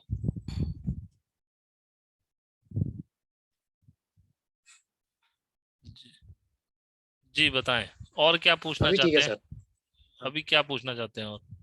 तो तो सर नहीं, आज का मुझे लगता है कि जितना भी हमने ये आने वाला एलियन अराइवल है और उससे पहले का जो एलियन डिसेप्शन, ये सीक्रेट सोसाइटीज या फिर इविल सोसाइटीज करने वाले हैं, उसके ऊपर मैक्सिमम लोगों को मुझे लगता है कि इस वीडियो से क्लैरिटी मिल जाएगा और उन्हें ये भी पता चल जाएगा कि क्या करना चाहिए, क्या बिलीव करना चाहिए और आगे क्या जी होगा। एक परसेप्शन उनका बना रहेगा, तो वो किसी ना किसी तरीके से अवेकेंड लोगों का हेल्प में ये वीडियो आएगा। और आपने जो बात कहा कि ये भी आज का जो वीडियो है ये डिवाइन हाँ इंटरवेंशन का ही जी। नतीजा। जी जी। और मैं ये भी कहूंगा लोगों से, जो मेरा जो चैनल है सत्य की खोज ईश्वर की ओर, उस पे जाकर के जितने वीडियोस मेरे प्लेलिस्ट में हैं वो प्लीज आप देखिए, तो हम्म, आपको चीजें क्लियर होंगी। क्योंकि वो जी जी, वीडियोस बिल्कुल वहां बिल्कुल। से शुरू हुए हैं जब मैं भी एक रेस कर रहा था, एक बच्चा था उस समय, एक तरह हम्म से मैं इस खेल में। तो बहुत सी हम्म चीजें मैं, जब मैं हम्म बच्चा था तब मैंने बनाई चीजें, वो सारी ठीक है। लेकिन आप अगर आप सोचेंगे कि हम्म मैं एकदम पीएचडी वाला वीडियो पकड़ूं, आप शुरू से शुरू होंगे वो हम्म वीडियोस देखते देखते, तो आप भी ग्रेजुअली बढ़ेंगे, जैसे जैसे मेरा ज्ञान बढ़ता चला गया है। मेरा क्या होता है, मतलब हम्म परमात्मा ने जो ज्ञान दिया है, जैसे जैसे वो इंक्रीज हुआ है वैसे वैसे वो वीडियोस आगे बढ़े। तो आप पीछे से शुरू करिए। और किसी भी लोगों की कोई क्वेरी हो तो हम अपने वीडियो में, इस वीडियो के भी जो मेरी चैनल पे आएगा उसके डिस्क्रिप्शन में मेरा ईमेल आईडी, हमारा सॉरी, मेरा तो हम्म बोलना ही नहीं चाहिए, हमारा ईमेल आईडी होगा। उसमें आप अपने क्वेश्चंस इससे रिलेटेड या कोई और भी क्वेश्चंस जो आते हैं, हम मैक्सिमम कोशिश करते हैं कि सैटरडे या संडे में आपके सारे ईमेल्स के जवाब दें। कुछ हमारे पुराने ग्रुप के बंदे हैं, कुछ जो साधना या मेडिटेशन से रिलेटेड जो क्वेश्चन होते हैं उनके अधिकतर सौरभ जवाब दे देता है। और अगर आप प्रूव कर देते हैं अपने आप को कि you are a serious meditator और आप करना चाहते हैं, तो वो अपने ग्रुप में भी आपको लिंक भेज करके बुला लेता है। और उस अच्छा। ग्रुप में वो सारे मेडिटेटर्स ही होते हैं और वो सारा खेल चलता रहता है उसमें। पहले उसका एडमिन मैं हुआ करता था, अब मेरा मन नहीं करता तो मैं वहां से बाहर निकल आया हूँ। अभी सौरभ, हर्षित और पूजा शायद देख रही है। तो इस संडे में उस ग्रुप में दोबारा से जा रहा हूँ। काफी दिन हो गए उन लोगों से मिले हुए, हम्म तो मेरा मन किया कि उनसे मिलना चाहिए। तो उसके हम्म बाद आप, मतलब सौरभ के साथ आप जाएंगे तो समझिए कि आप मेरे साथ ही हैं। क्योंकि उसमें होता क्या है कि अगर हम्म उनको कोई ऐसा क्वेश्चन होता है जो वो नहीं दे पा रहे हैं आंसर, बिकॉज कुंडलिनी जागरण के बाद आप ट्रुथफुलनेस में आ जाते हैं, आप किसी को बेवकूफ नहीं बनाते हैं। तो या तो वो मुझसे कनेक्ट करता है या आपसे ही हम्म बोलेगा कि मुझसे कनेक्ट कर लीजिए, उसका आंसर उसके पास नहीं है। हम्म और जैसे मैं अब संडे में जा रहा हूँ तो कुछ लोगों के क्वेश्चंस होंगे तो उनके जवाब दे करके वहां से फिर से हट जाऊंगा। लेकिन अब मेरा किसी को 1 to 1 पैम्पर करने का कोई इच्छा नहीं हो रही है। और उस ग्रुप में लोग इस लेवल पे पहुंच गए हैं, जैसे 4-5 लोग, कि वो लोग आपका मार्गदर्शन कर सकते हैं। तो आप उन लोगों के साथ जुड़िए, उसमें कोई दिक्कत नहीं है। अनुराग शर्मा अकेला नहीं है जो मेडिटेशन कराता है, बहुत से लोग हैं। वो बिल्कुल बिल्कुल। हमारी जिस तरीके से हम कराते हैं, सौरभ वगैरह वो वैसे ही बताएंगे। और जो आपके क्वेश्चंस हैं, अभी एक्चुअली क्या था, मैंने एक और ग्रुप बनाया था इस पे, इंस्टाग्राम पे, इंस्टाग्राम नहीं, इस पे, ये कौन सा था जिससे मैंने आपको भेजा था मैसेज, टेलीग्राम पे। तो उसमें क्या था, हम्म फिर वही बेसिक क्वेश्चंस आने शुरू हो गए जो कभी ये लोग सौरभ वगैरह पूछते थे मुझसे उस ग्रुप में। तो मुझे पता नहीं क्यों इरिटेशन सी होने लगी, मैं उसका जवाब पता नहीं देना नहीं चाहता था, या मैं दे नहीं पाया, या मैं अब उस लेवल पे सोचता नहीं हूँ। तो मुझे क्योंकि वो क्वेश्चन ऐसे लगते थे, हम्म यार क्या बेवकूफी वाले क्वेश्चन। लेकिन तब उन लोगों ने वो क्वेश्चन पूछे थे और मैंने उनके जवाब भी दिए थे, लेकिन अब तो मैंने उस ग्रुप को भी बंद करके उसके सारे मैक्सिमम लोग मैंने शिफ्ट कर दिए हैं उधर, कि भाई उधर चले जाओ, क्योंकि अभी सौरभ वगैरह उस लेवल पे है कि वो उस जिज्ञासा को शांत कर सकते हैं।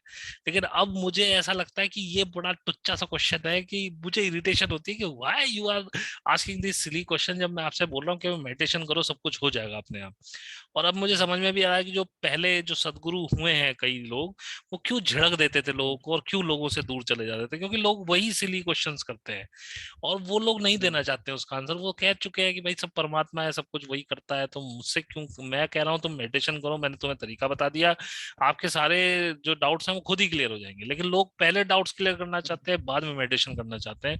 तो मैं आपको बता रहा हूँ कि मेडिटेशन आप करिए तो डाउट्स आपके खुद ब खुद क्लियर होंगे। मेरे को कोई पढ़ाने नहीं आया, ये सारी चीजें मेरे को डिवाइन इंटरवेंशन से मिली है। बैठे बैठे साधा में हमको कोई टेलीपैथिक विचार आ जाता है, हमको पता चल जाती है क्वेश्चंस, हमारे क्वेश्चन होते हैं दिमाग में, अपने आप से आंसर आते हैं उसके। कभी कोई यूट्यूब का वीडियो मिल डाउनलोड्स। जाता, कभी कोई यूट्यूब का वीडियो मिल जाता है उससे रिलेटेड, वहां से हमारे आंसर मिल जाते हैं। कभी कोई बंदा हमसे बात कर रहा होता है, उससे आंसर मिल जाता है।